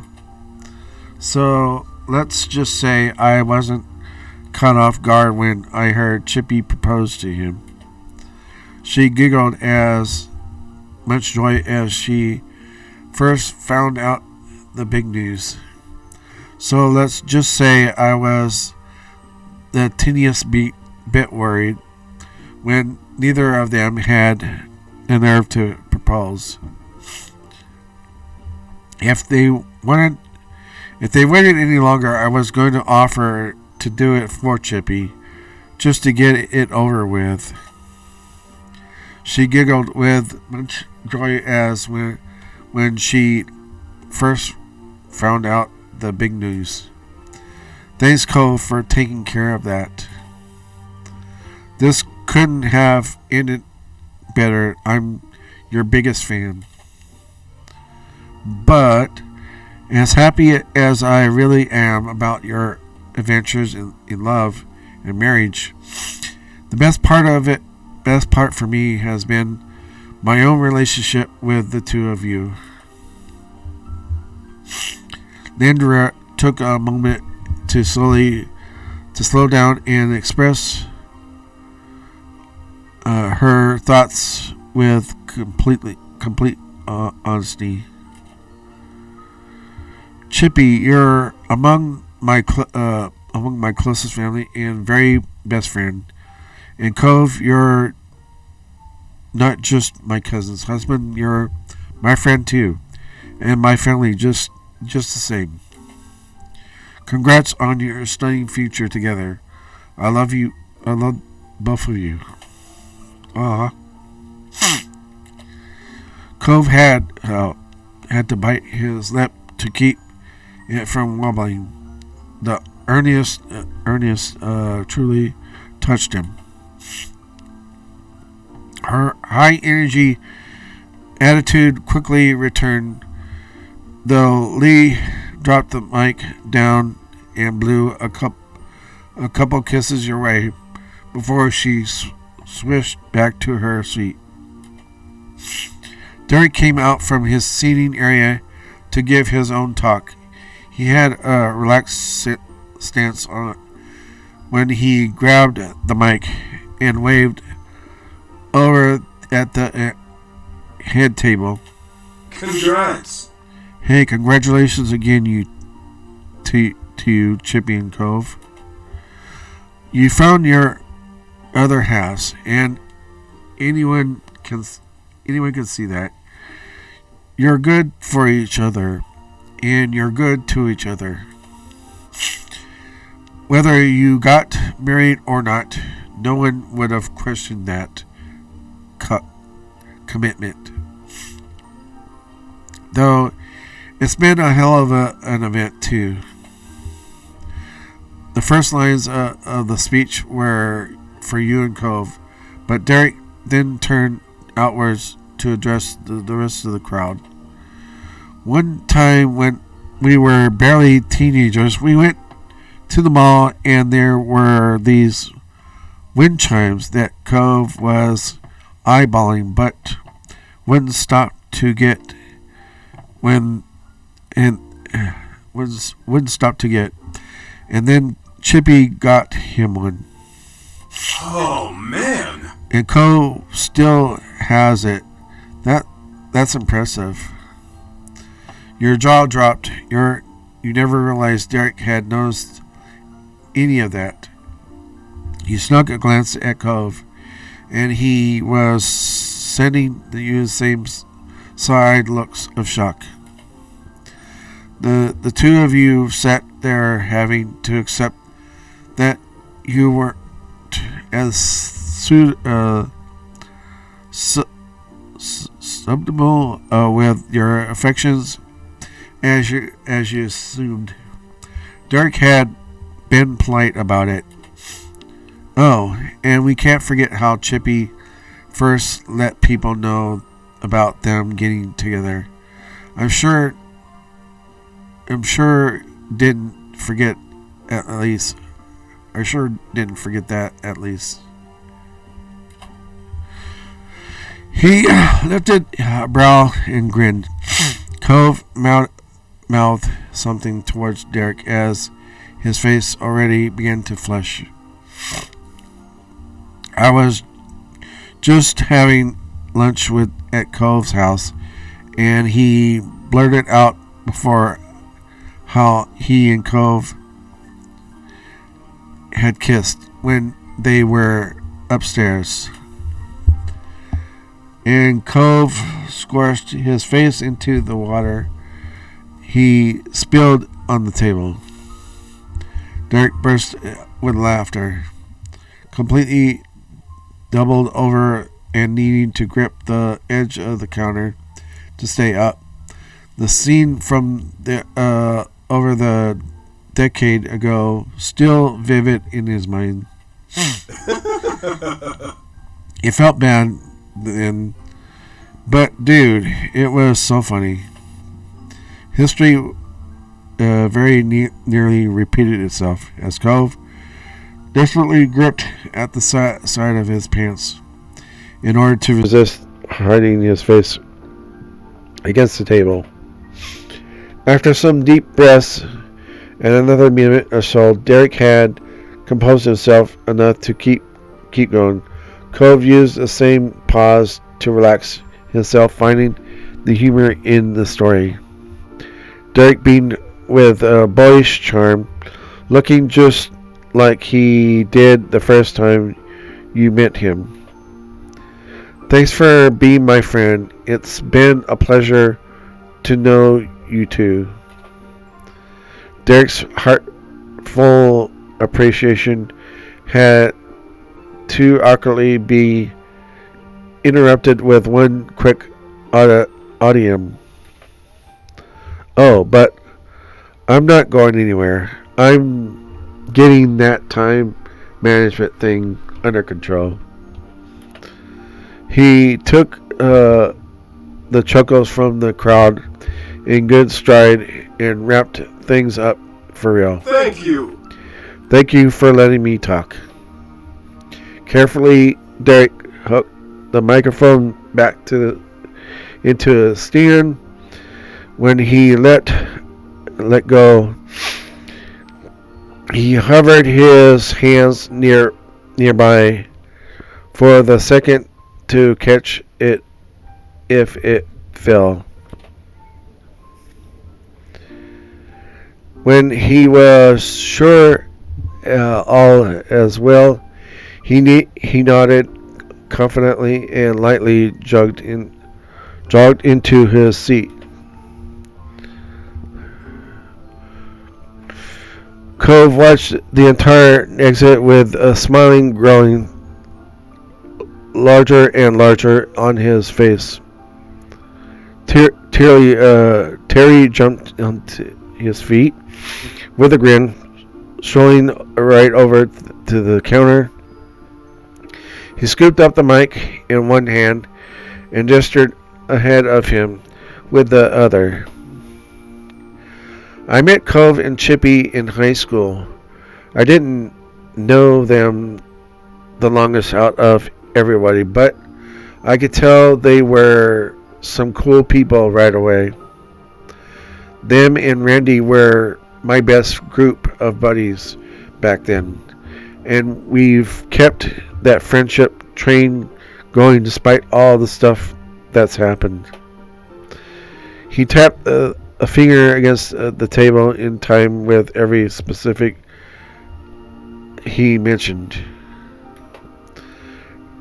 Graduating a school, moving to different places, me and Miranda dating the two of them, getting married, and things about us not being what other people thought they were. Also, we lived through that one summer when it wasn't just the four of us. Sometimes it was the five of us, right, my pal Baxter? He brought the mic even closer to his grinning mouth for enthusiasts and dramatically pounding off to the side. now we're all here again. You probably hadn't planned for that.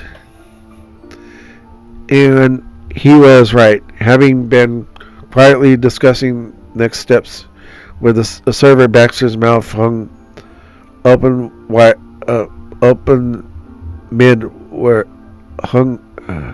mouth hung open mid-word.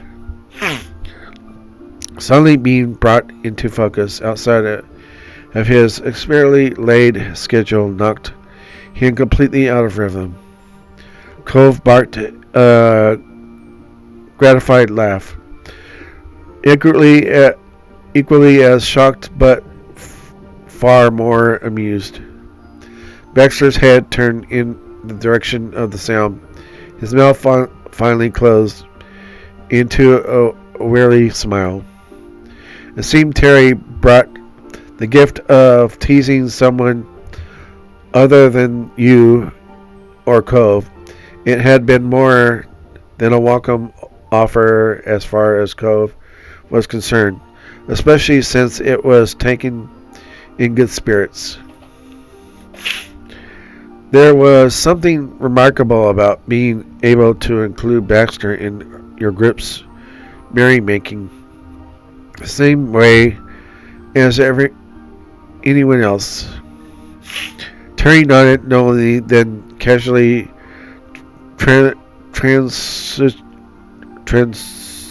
situated into his main point. And I guarantee our friendship is going to stay on track. No matter what. There's no one who could take your places.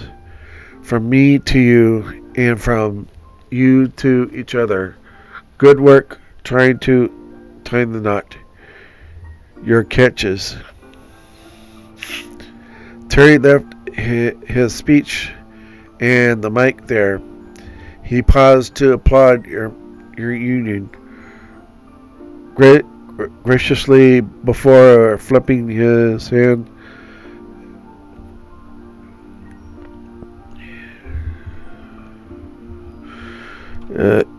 into a wave as he walked off.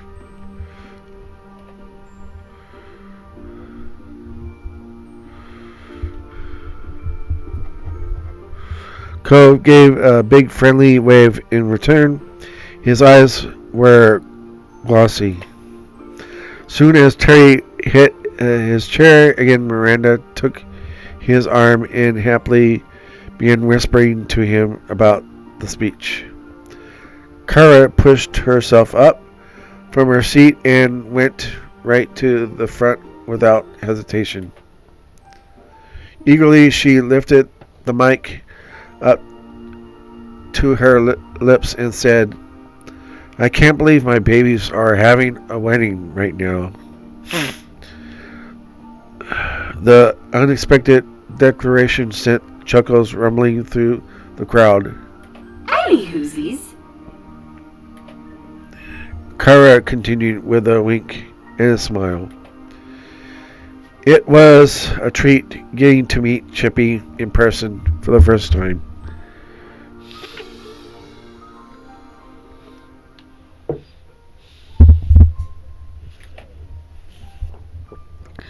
Though I already felt like I knew him, thanks to all the stories Cove loved to recount about him. In a pouting whisper, Cove spoke out about that description of events. Mom, whatever. Whenever I got to visit Sunset Bird, or you visit me, I came to see firsthand more and more what marvelous individuals you were growing into. You bloomed right before my eyes, like perfect white poppies on the hill where you were married. Every moment I've been able to spend with each of you has been a gift. We had some pretty wild times over the years. I count my lucky stars that I got to be mom to such an amazing boy and Chippy. The buoyant tone of Kara's words faded into something softer, sweeter. I'd like to thank you personally for helping my baby make himself a home again. I'm truly grateful for that. There was a sniffling at your side after that. Cove tugged at the tablecloth in front of him, unconsciously needing to do something. Mom, congratulations to both of you. I love you. I love you too. It didn't matter that she couldn't hear. She knew Kara used the bottom of her palm to wipe her eye, placing the mic on its stand with the other hand. She took an additional moment to look up at you and Cove gently, then Kara stood back to her table. Cliff leaned over towards her and gave 2 thumbs up for that speech. His vehemence made Kara cover her mouth in amusement and embarrassment. Then Cliff raised from out of his seat. The most continuous figure in your husband's early life, who grew to become his best man.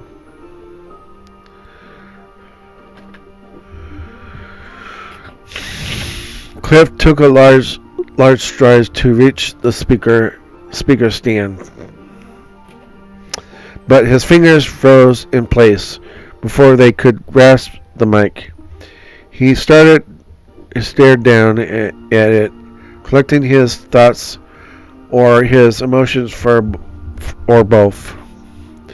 When he was ready, his hand locked around the base of it, and as he lifted the mic up higher, a grin pulled across his face. There was a crinkle around the corner of his eyes. Hey. Hey, sport. Hi, Chippy. Hi, Dad. Cove's reply was very audible. He might not have realized he'd done it. Cove's irises were shaking as he looked ahead intently. Well, Cliff's expression turned distant as he was facing the crowd, but his gaze had drifted ever further away to something in the past that was long gone. I remember the first day Cove and I moved to Sunset Bird when I met Chippy. I didn't know where my body was then, or what I was doing, or anything at all really, as you'll soon be able to tell. He chuckled weakly over the self-deserved comment. I didn't do much to lighten anyone's mood, including his own. He remained wistful. It didn't do much to lighten anyone's mood, including his own. He remained wistful. Okay. I was sitting around on a curb when Chippy strolled up the road heading home. I knew him, or I knew of him. I met Pamela and Nolani already. Talking to them is how Cove got away from me. Cliff shook his head, trying not to get too lost in his complicated mess of thoughts on those times. But that's not the point. What matters is that I heard Chippy was there, 8-year-old, the same age as my cove, and that Chippy was the only one at that age in the neighborhood. In my infinite wisdom, I picked out a place that wasn't exactly a family-friendly community. It was mostly a bunch of retired vacationers. He gritted his tongue and placed a hand on his forehead, feeling the string of that day as if it was fresh. And speaking of, did I mention it was the start of summer break when we moved? What was my little boy going to do now that I dragged him out there? I wanted him to have someone to play with, someone he could talk to, and I wanted him to be happy. There was a heart-wrenching crack in Cliff's voice. He spoke about what his feelings had truly been. At that moment, everything was going wrong. It felt like a dead end, no matter which way I went. And I was so sure that there wouldn't be anyone for Cove if it wasn't Chippy. In one more violent effort to try not to make the mood of your wedding too heavy, Cliff gave a goofy shrug. So I offered Chippy $20 to be his friend. It's just funny to me. The straight line of his shoulders lowered on each side, like a roof sagging. After years of having to stay solid. Maybe that's not the word. What I'm saying is that all my worries and regrets were at their peak. I was acting crazy. I know it now. But somehow it still turned out that there really wasn't anything else for him, or not anyone better than for him anyway. Nobody else in this world who can be there for Cove the way he can. The sentence remained unfinished. As much as he tried, Cliff couldn't put the words together to express what it meant to him. Cliff placed a hand against his chest as his gaze lowered to the ground. His delicate words continued to shared with a full gathering of people thanks to the mic. But it was as Cliff was speaking only to his son that day. Such a long time ago at this point, when you found out about why me and Kara divorced, he was there. Chippy was there when the plan was just to go jet skiing. Then when that emotional bomb happened, he was still there. And when you felt ready to head back out, you kept going forward. You just had to turn your head to see someone who's ready to go with you. I'm so glad.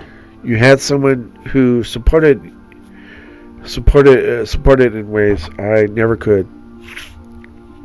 It was just what I had hoped for. I was so relieved. He glanced forward once more, offering a smile directly to you. You're an amazing person, Chippy. Inhaling deeply through his nose, Cliff's stance pulled together, tall and solid. His dark blue eyes shone with depth to them as they met with the far brighter blue of his child's. Son, being your dad will always be the best thing I've done in my entire life. And getting to that condo on the street was the luckiest card I ever drew. I bet you two could have found each other with or without that eventually, but because of it, my kid got to grow up next to the person who could make him the happiest. I can't ask for more than that.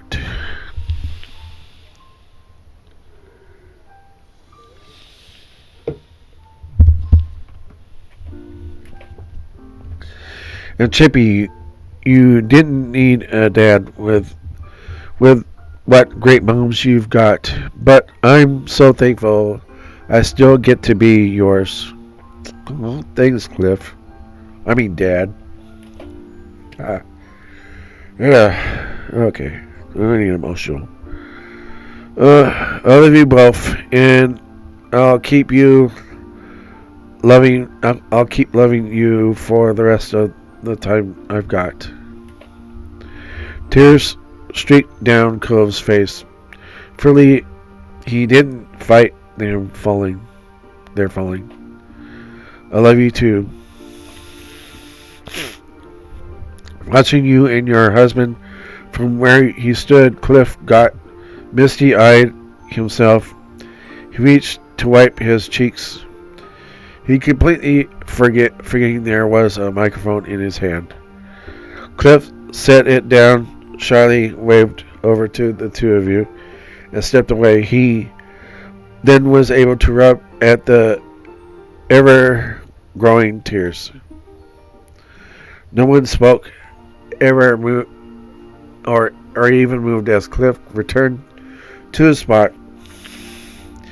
When he was seated, Kara reached over to give his back a pat. He had done good.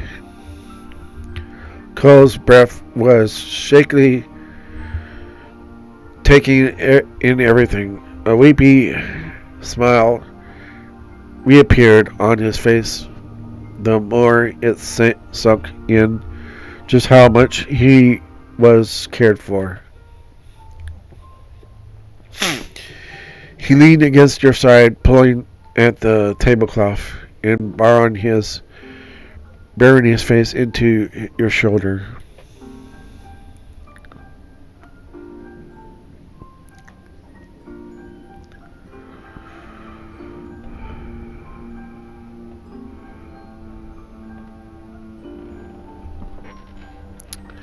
You had a weary smile on your face after that.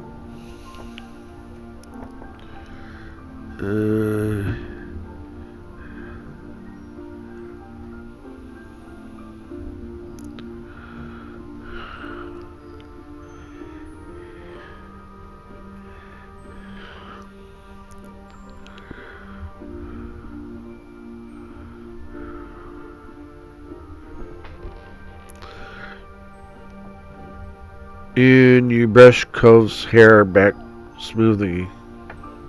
Slowly delivering, you stroke the smooth green strands of hair without disrupting Cove's positioning against your body. When a voice was amplified out across the whole space more, it was expectantly your planner, giving his appreciation for the cooperation again and announcing the closing of the speeches. But rather than leaving the microphone on the counter, he stood up to your table with a device in hand. Before we shut this off for the night, would either of you like to give your own message to your loved ones? Oh. Cove lifted his teary face up to acknowledge Baxter, pausing to sniffle.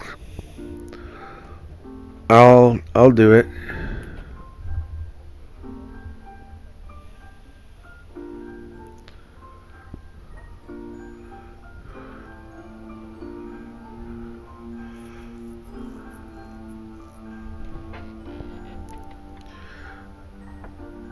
I'd like to say something too. Of course. Of course. Here you are. Ugh. Foot itches. Ugh.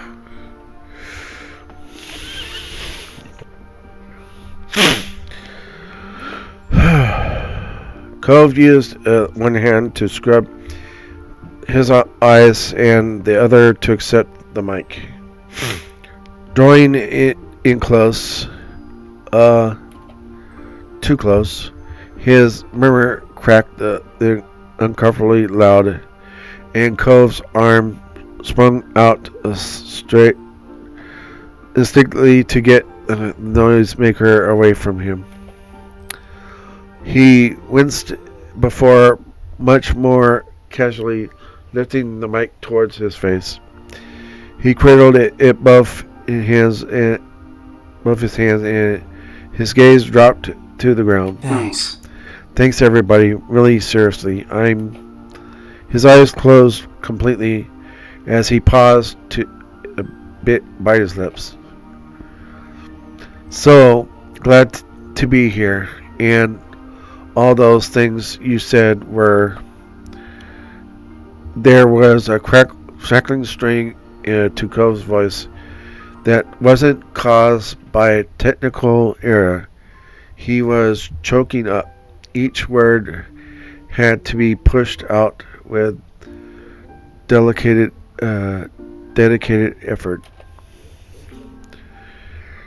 Really nice. I love you. As rapidly strutted as it was, what he meant to express came through to you and the rest of the people here to hear it. Cove's earnest affection. In fuming motion that screeched out in even more inherently feedback, Cove passed the mic to you. His now free hands moved to the to cover his mouth. As you rose from your chair, your eyes casting out over each individual in the crowd, you had to accept the bittersweet notion that this truly was a special occasion. You had no idea when everyone you cared for would be gathered together in the same place again, or when you'd even see some of them next. You wondered if Cove had been cognizant of the same thing while he was speaking. That this message had a weight to it. That it was your last big chance to share your thoughts with him. All you could think to say was,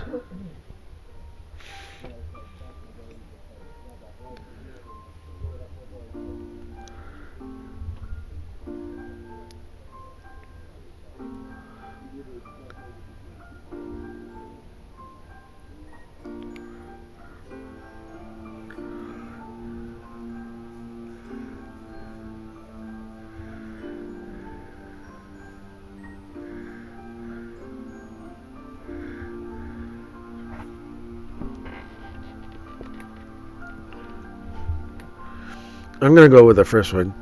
Thank you for coming. It wouldn't be the same without you. And that brought the speeches to their last sentimental note. Your eyes remained focused ahead as you extended your hand out for Baxter to take the microphone and lowered back down to your seat. Applause erupted from the table. To Baxter grinned approvingly. Perfect. He took the microphone back with him as he rejoined with the other staff members in order to give you and Cove some space to yourselves. When the clapping subsided, emotions remained high. Further conversations were tentative and hushed for a time. But eventually the happy chatter that frequent your reception filled the air again. It was an evening of good food and good company. The evening continued to slip in a dreamy haze. Before you knew it, all the attendees had finished their main courses and the dishes had been swiftly cleared from the tables. In spite of this, everyone remained rooted in their seats. It was no secret that there was more to come. People were waiting eagerly for dessert, though none of them could match the vibrating anticipation of your husband. It was time for the cake. But before the big event, you had something else up your sleeve. The servers returned to bestow the extra treats to your guests. Truly delightful trays of simply plated cinnamon rolls were delivered to the tables and distributed to the guests. The dishes had been carefully selected to match your purple color scheme. Derek had something of a chuckle over your choice. Catching your eye, he gave you a thumbs up. Nice! Very fitting for you two. The servers vanished from their floor with impressive efficiently, allowing the wedding cake to take a center stage. Set on the center table,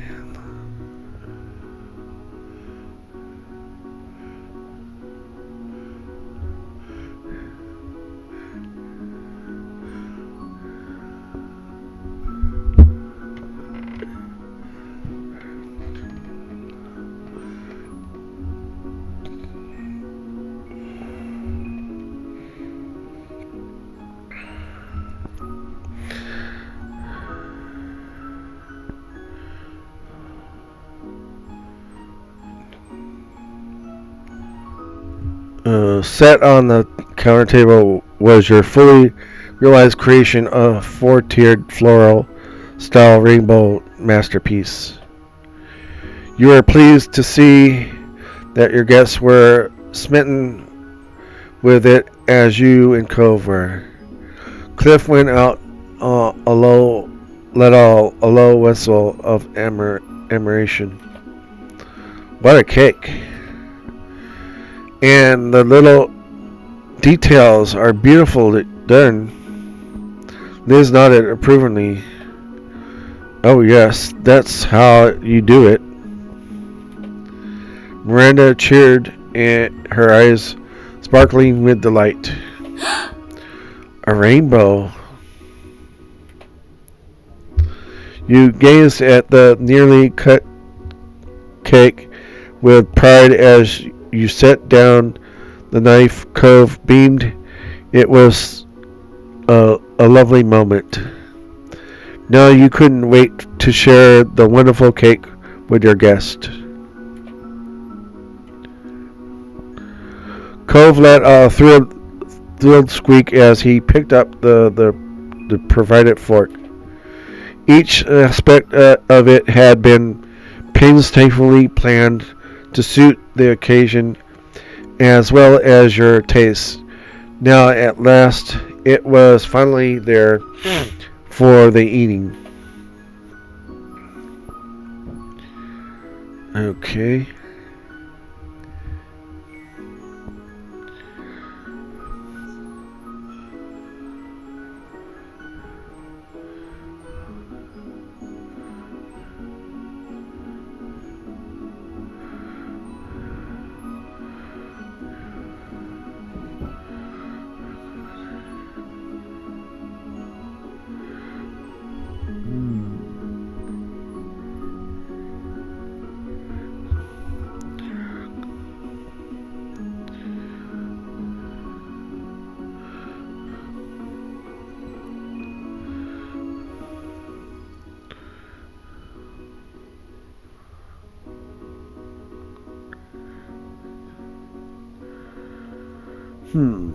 Okay.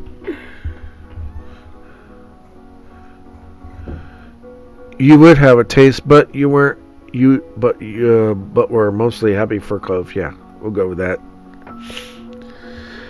In short order, servings of cake were set down on each table, and each taking their slice of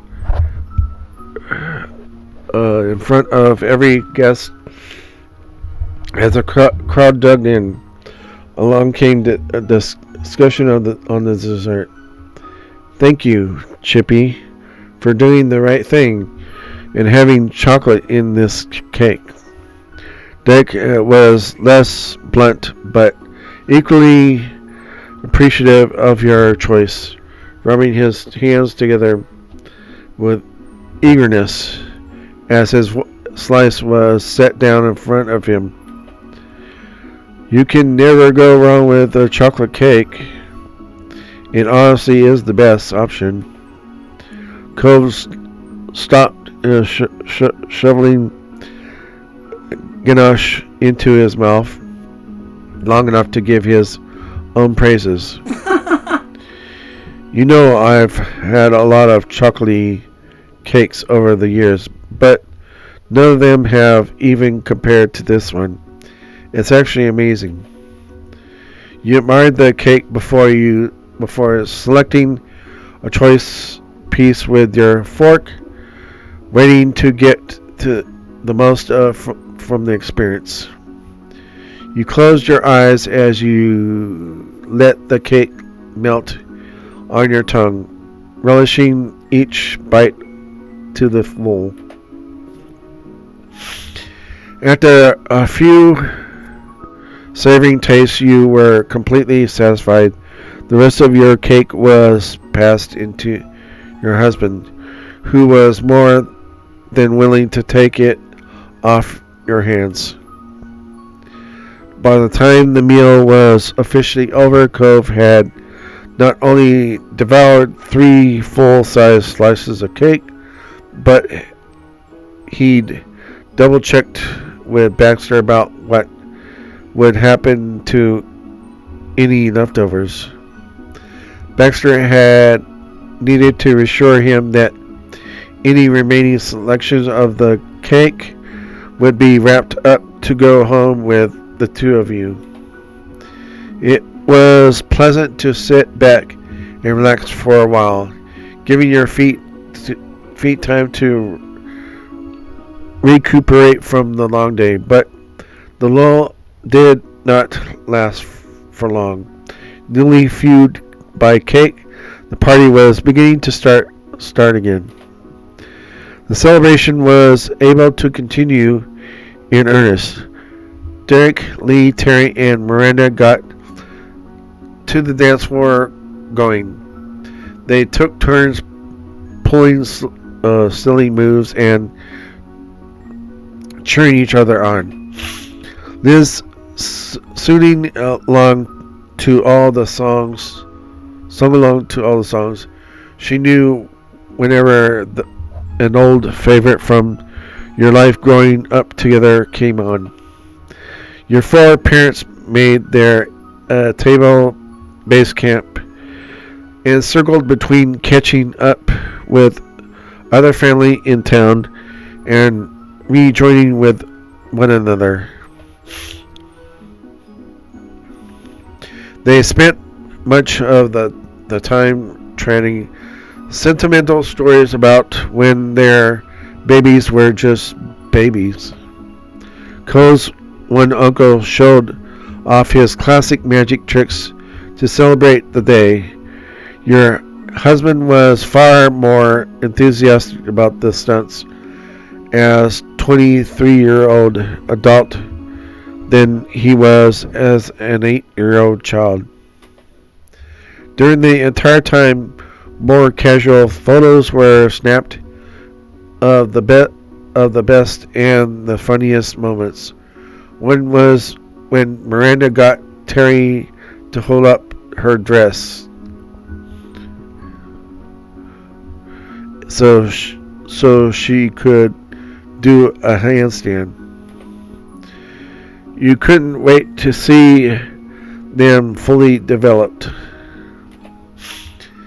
And many guests had been generous enough to bring presents that you and Cove might need. You'd finish opening each one and offering your thanks. Seafoam green towels, dishes, and water purifier.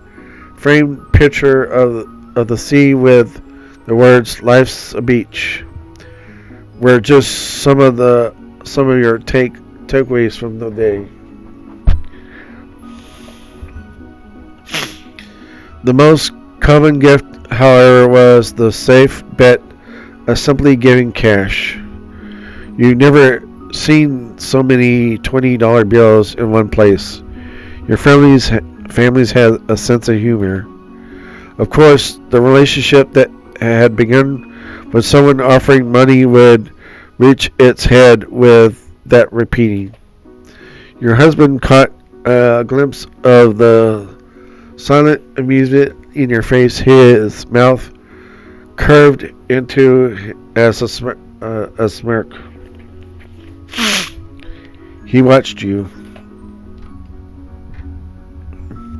You'd bet money that he knew exactly what was on your mind. Good evening. This distant voice of your planner caught your attention. He approached with polite wave. You know. The people you know are as welcome. The people you know are as welcome as you are. They've treated the staff, including myself, well throughout the reception. Cove puffed right up in hearing Baxter compliment the people he's close to. He could easily have been mistaken for a proud parent. As pleasant as he kept the pleasantries, Baxter was certain to get to the point of the conversation quickly. Well, I'm here to say that you've got the space for a few more hours, but there are no more planned events or responsibilities on your shoulders. The day went off exactly as intended. He pressed his hands against the bottom of his spine and letted his torso back against them to stretch for a signal sideward. Baxter let himself clocked out the work mindset. Hallelujah. But the metaphorical bell rang, and he returned promptly to provide his service, standing up perfectly straight and pointing his toes forward. You're free to simply enjoy yourselves however you want with the time that's left. Of course, I'll personally put out any fires if they do appear. You two don't need to worry about anything. Cool. Thank you for all this. You really were the perfect guy to do it. Baxter's brows curved, his eyes softened, and even paused to study himself. Didn't hide the emotion rich in his voice. That means a lot to me.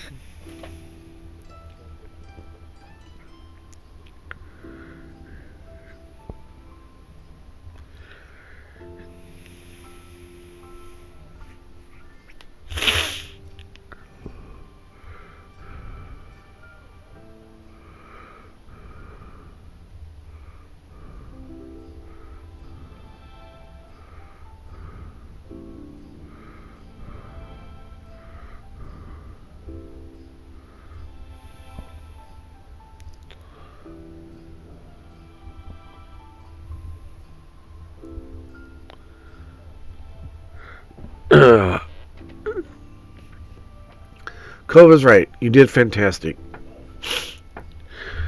The smile already prominent in his face warmed further. Baxter ran his hand down his shirt, smoothing it out in a casual, fluid motion. You're welcome.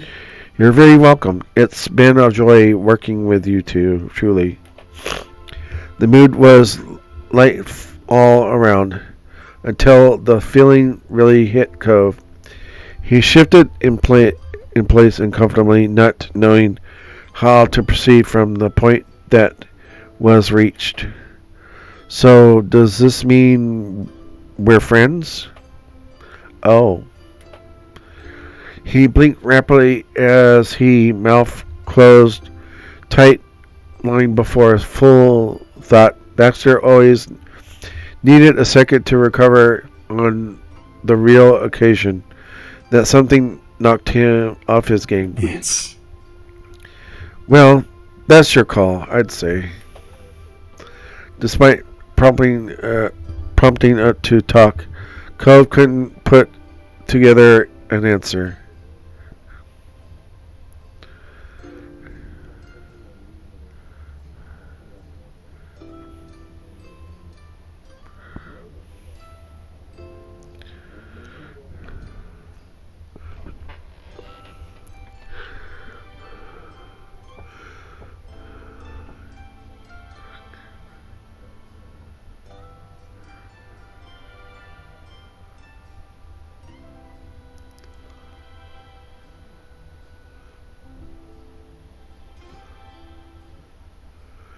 Yeah, we're definitely friends.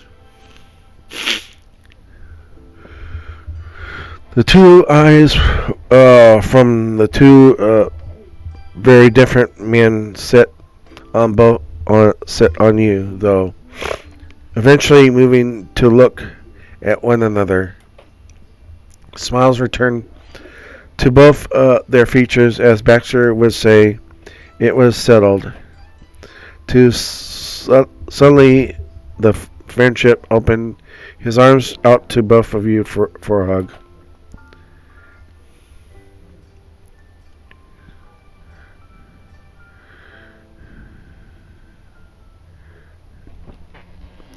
You gladly reciprocated. You tucked your arms around his chest in a nice, affectionate embrace. He wrapped his arms across your back and returned before letting you go again. Next, his hand went towards Cove. He held it out, eventually with confidence, not from what to be self-assured, but he was actually certain that they had a closer relationship now. Cove looked down at it, considering, but he ultimately raised his arms and shoulders in a motion that was both an awkward shrug and invitation to hug instead. The lopsided grin he gave was contagious, and Baxter took hold of Cove while positively beaming.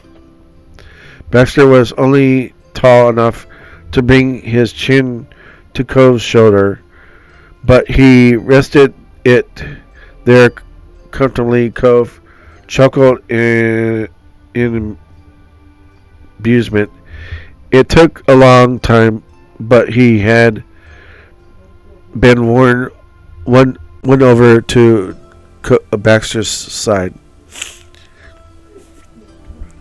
He gave his new friend a pat on the back before they ended an embrace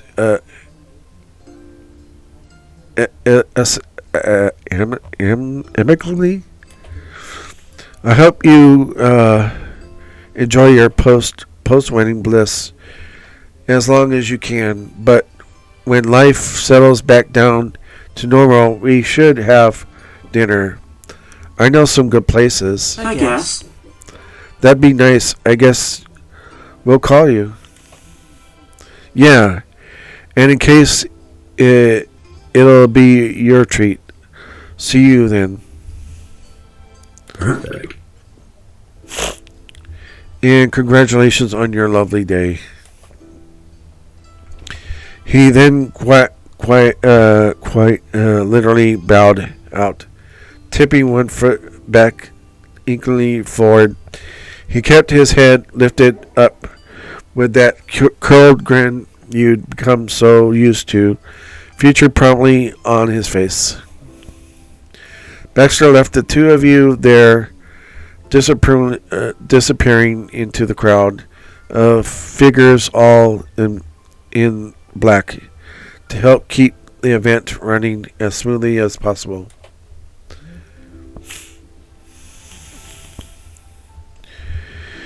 You thought back to the very start of that special day when Baxter promised he'd congratulate you when it was over.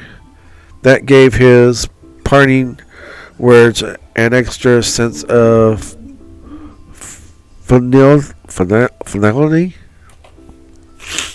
But it wouldn't be a real goodbye. This time Baxter would be part of your lives, as long as he was welcome in it. You believed him in that. With the staff busy and guests mingling with each other, you and Cove had a moment completely to yourselves since the wedding first began that morning.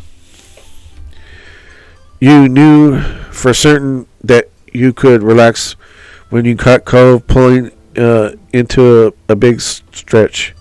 His torso twisted to one side, his hands rose up as high as he could get them. He had to fight a bit against the crisp fitted shirt he was buttoned into, but Cove was persistent. His eyes had been closed when he walked out. The last of the jitters he'd carried throughout the day, but his gaze landed on you as soon as he finished. There was a radiant warmth in his expression as he spoke to you with an eased heart. If you don't mind, I want to dance with you again before it's over. Of course.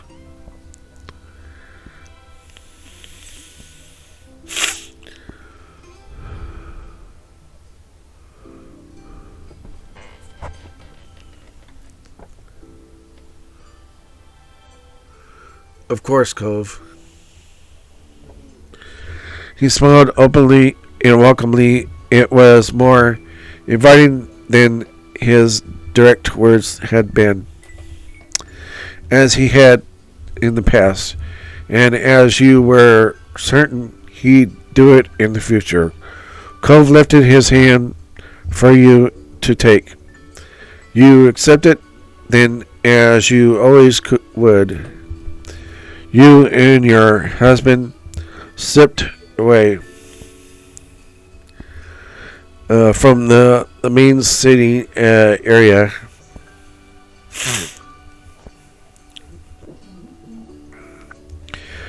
out to the center of the space. By that late hour, The dance floor had mostly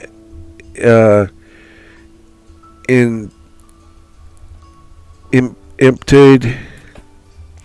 Your fingers remained linked as you both took hold of the other with your second hands, taking form for dance.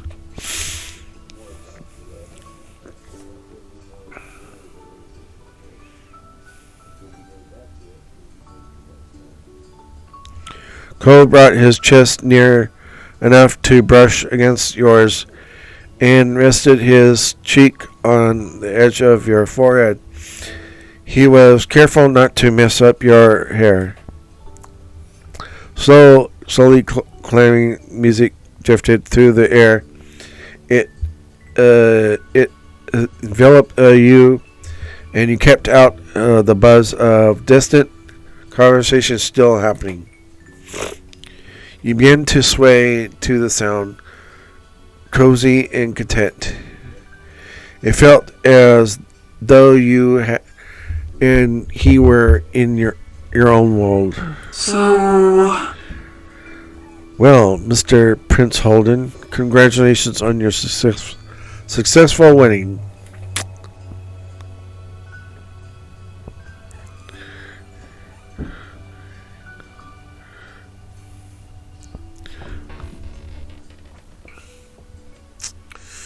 I love hearing you call me by that name.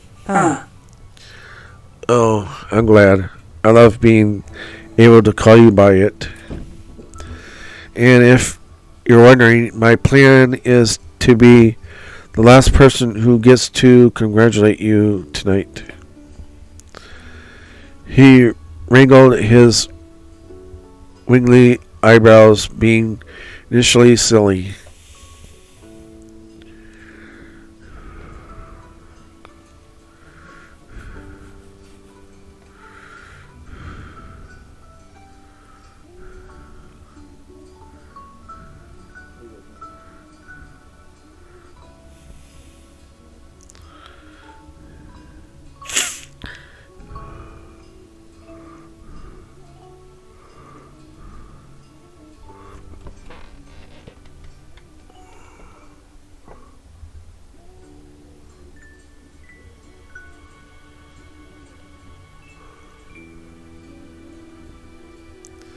You giggled. He was adorable.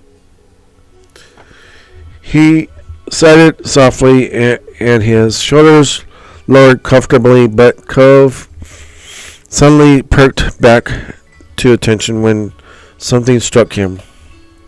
Though, I could just say it again when we get to the hotel room. I'd definitely be the last person to do it then. That's one of the perks of being married. I pretty much always get to be the first person in the final with you. You for me, too. I'm good with that.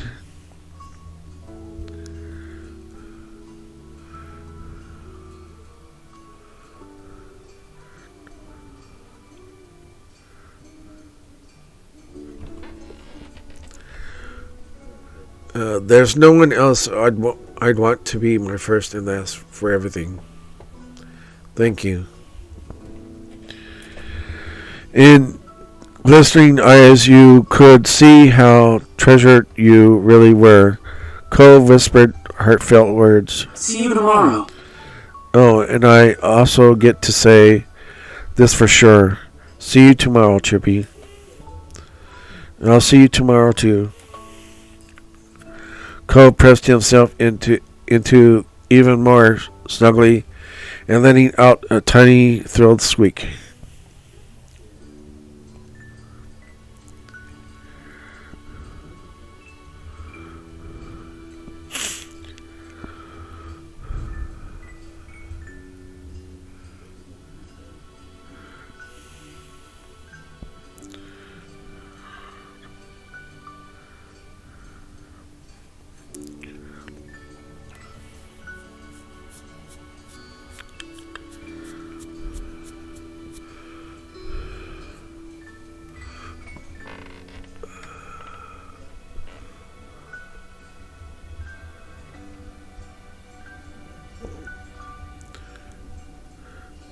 Now that we have a minute, I wanted to mention how you looked. His stance tensed, blushing in his finery. The spotlight had turned back on, and Cove was getting stage fright. Do you like it?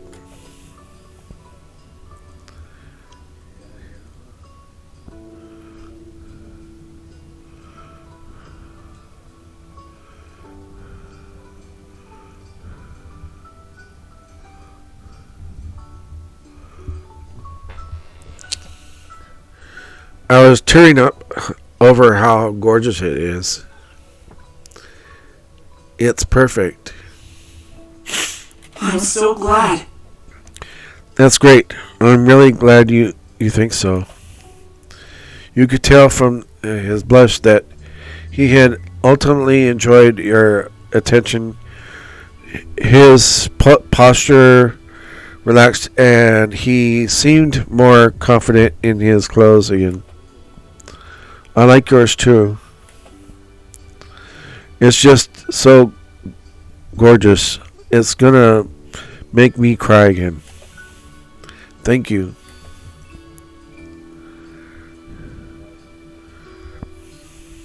Oh, we get to do more. Okay. We get to say more. Cove, is there anything you're hoping for in our lives after this? We've got our place, our fish, each other. That makes me really happy. But is there something you want to talk about? I want to listen.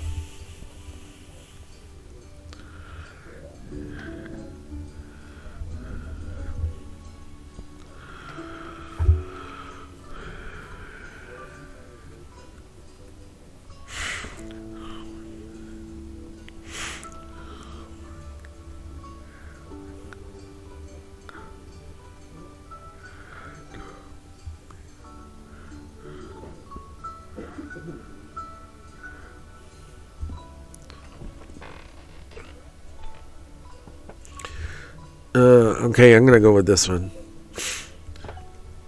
Well, I'm thinking we could use some company, and I don't mean more fish. I want a family with you. You grinned coolly, hoping he'd get the message.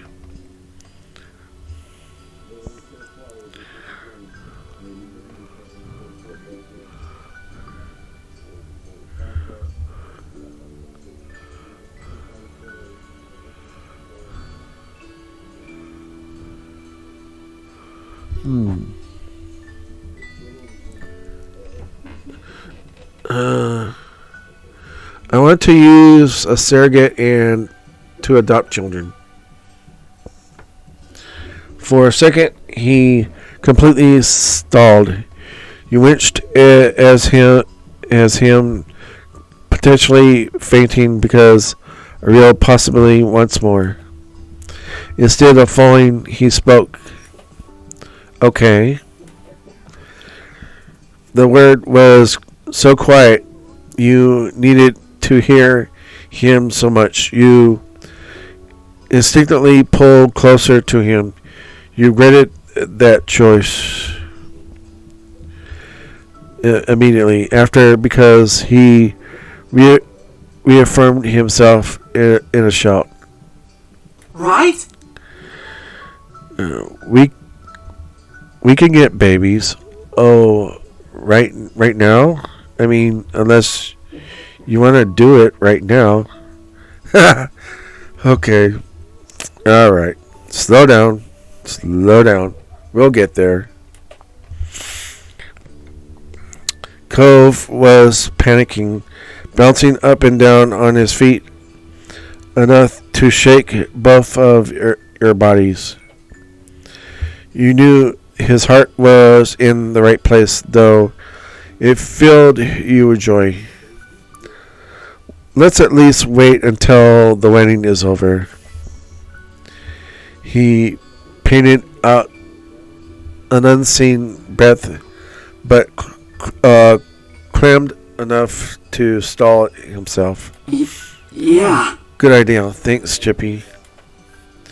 Thank you, too.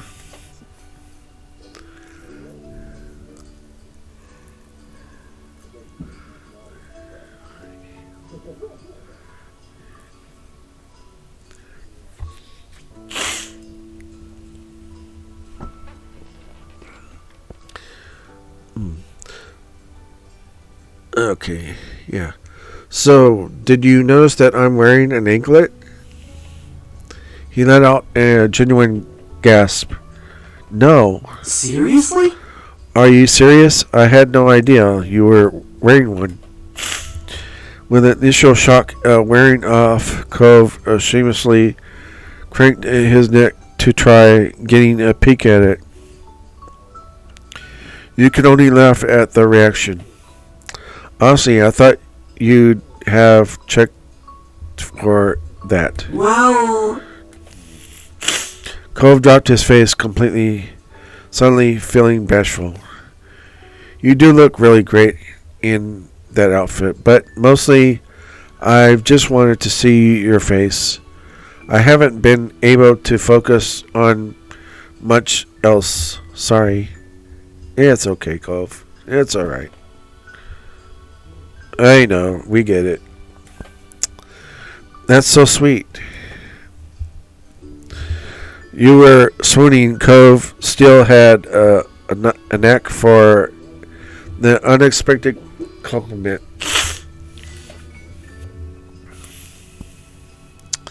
Alright, well, we'll say this last one. Cove seemed like he had something on his mind. You gave him an encouraging smile. He chewed on on the inside of his cheek. As the silence grew longer, you remained patient, commenting on your willingness to listen through your eager eyes. Chippy, there's something I want to say. A sentence faded out as his lips clammed up in the trembling line. He had to force it back open. I wanted to say it without crying, but your vows were so nice to hear, and I loved them. I thank you for doing that. Simply remembering the scene had gotten the tears flowing again. He couldn't help it.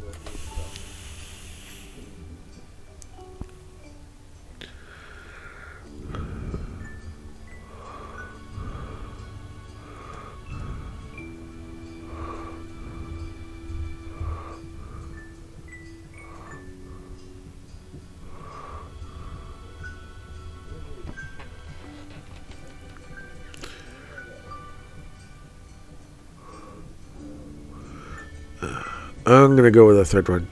You're so precious. You sniffled once, then twice, then he grinned back at you. And that's it for that. You let yourself quietly enjoy his company. You kissed his lips. His eyelashes fluttered when your lips touched. No matter how much time passed, it still amazed him that you would kiss him. Cove kissed you back lovingly. It was so warm. But then you heard your husband sigh wistfully. It all went by so fast. And now that I'm thinking about it, I don't only mean the wedding, it's everything. Where did the years go? When did you and me become grown up?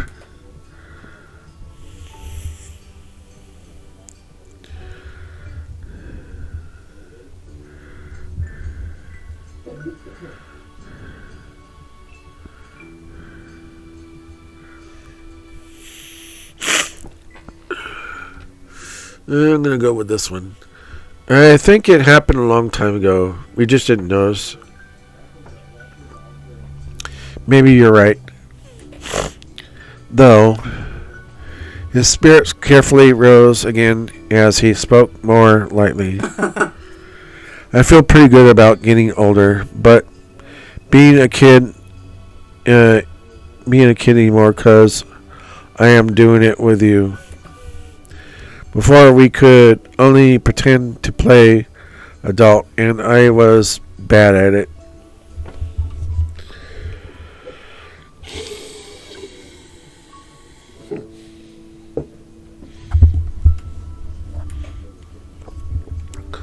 Liz was right on that one, unfortunately. And now we're at our wedding. I know what it's like to be an adult. Kind of, you just do it and keep going. I guess it's as simple as that. I wish I could have figured that out from the beginning. No, actually, I'm glad everything went the way it did. I am too. The song had blanketed your discussion as its final choruses. The sun's rays drifted further away. The night would fall soon. It was almost time to go. Too soon you would know that the ending note of your wedding was the final glance, the last word. Those thoughts swirled in your mind until Cove brought you back to existing in the present where you belonged. That's nice. I think our life is really nice. Not letting either of you get lost in contemplation again. Cove suddenly clapped both of his hands against your shoulders with the most seriousness. You know, if you ever want to have another party like this, I'll do it. It can be every year, multiple times a year, whenever you feel like it. We'll keep Baxter in our business forever.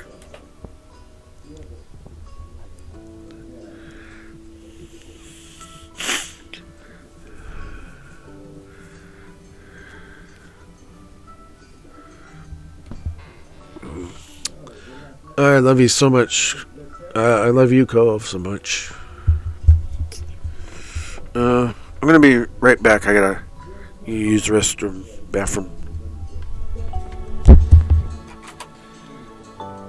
And it's been a long while, so I might have to end it here pretty soon.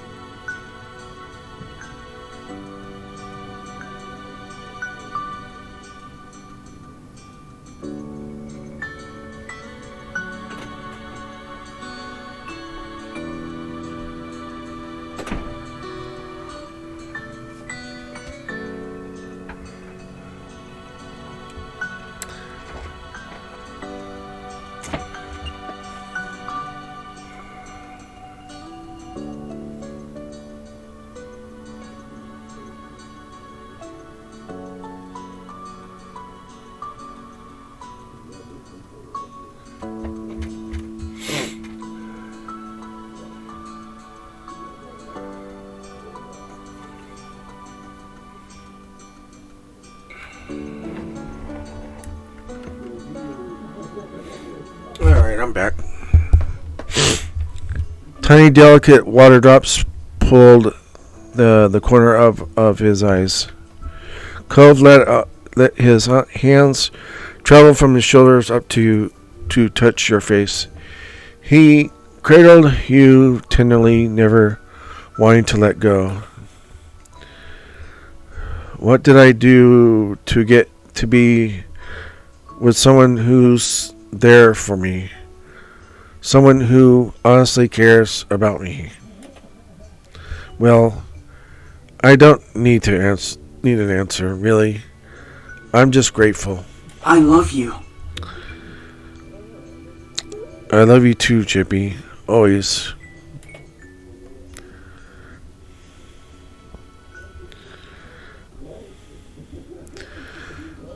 And that's the end of it. Yeah, that's the end of it.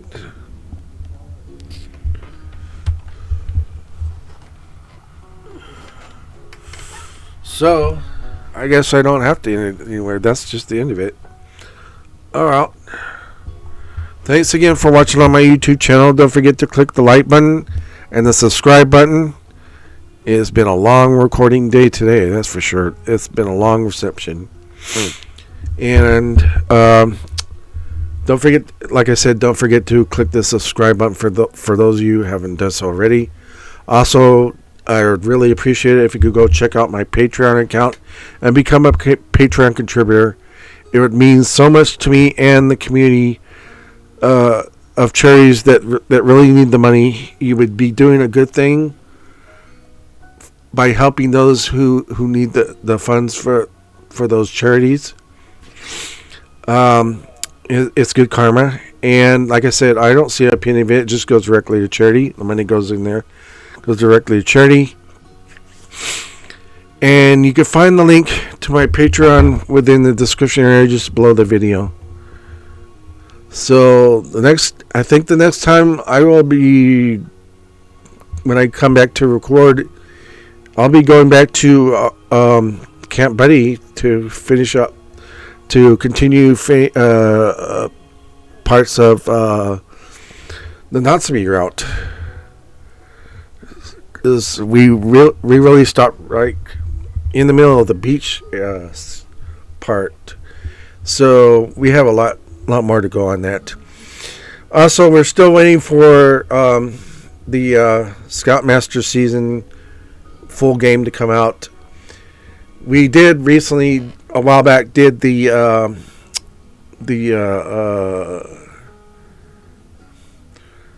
what do you I don't know what we call it, but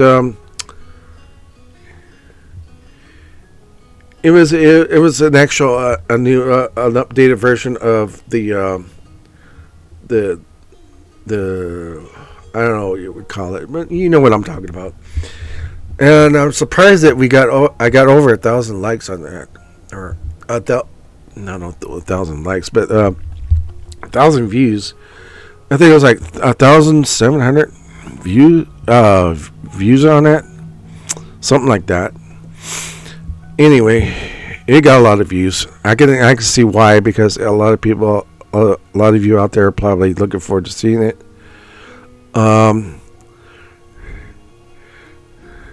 Right now it's just the that small portion that they put out until the actual full game comes out. And once the full game comes out, I will be getting that and doing that for you guys to keep you entertained. I am looking for other yaoi type visual novels to do. I found one that's kind of interesting. It's about androids lovers or something like that. I can't remember the title of it, but when I get to that, I will let you know and bring it to you. So, in the meantime,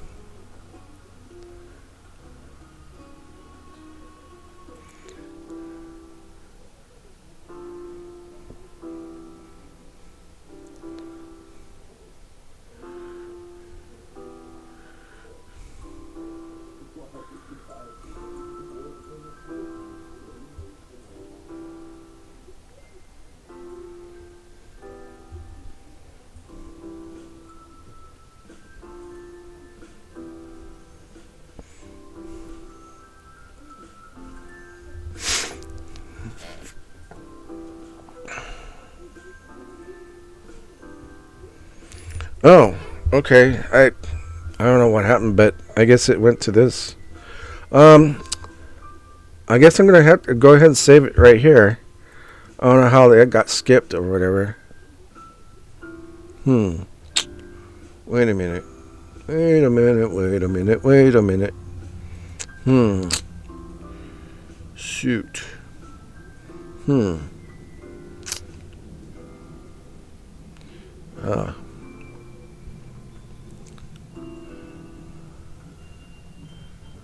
No, I don't know. Let's see.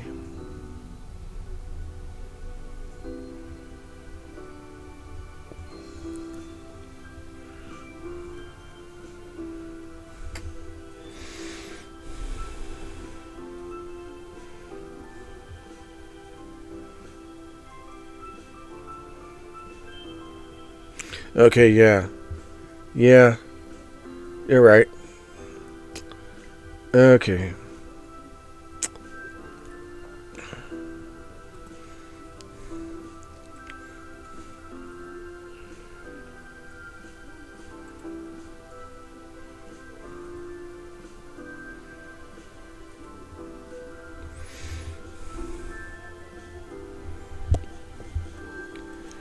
Okay.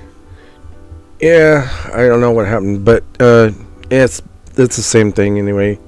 Same thing we were doing earlier. So, yeah, I'm gonna go ahead and end it there. And thanks again. And I'll see you guys later.